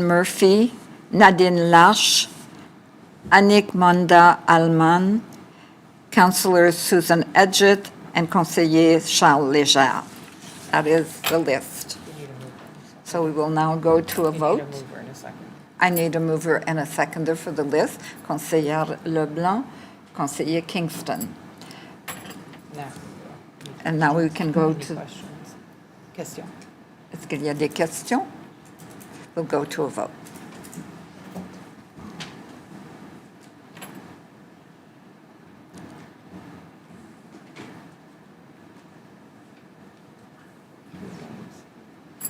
So motion passed.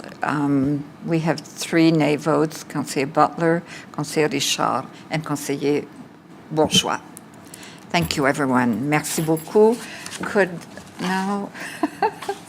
C'est enfin la fin de la réunion. Merci, Conseiller Richard. Merci beaucoup.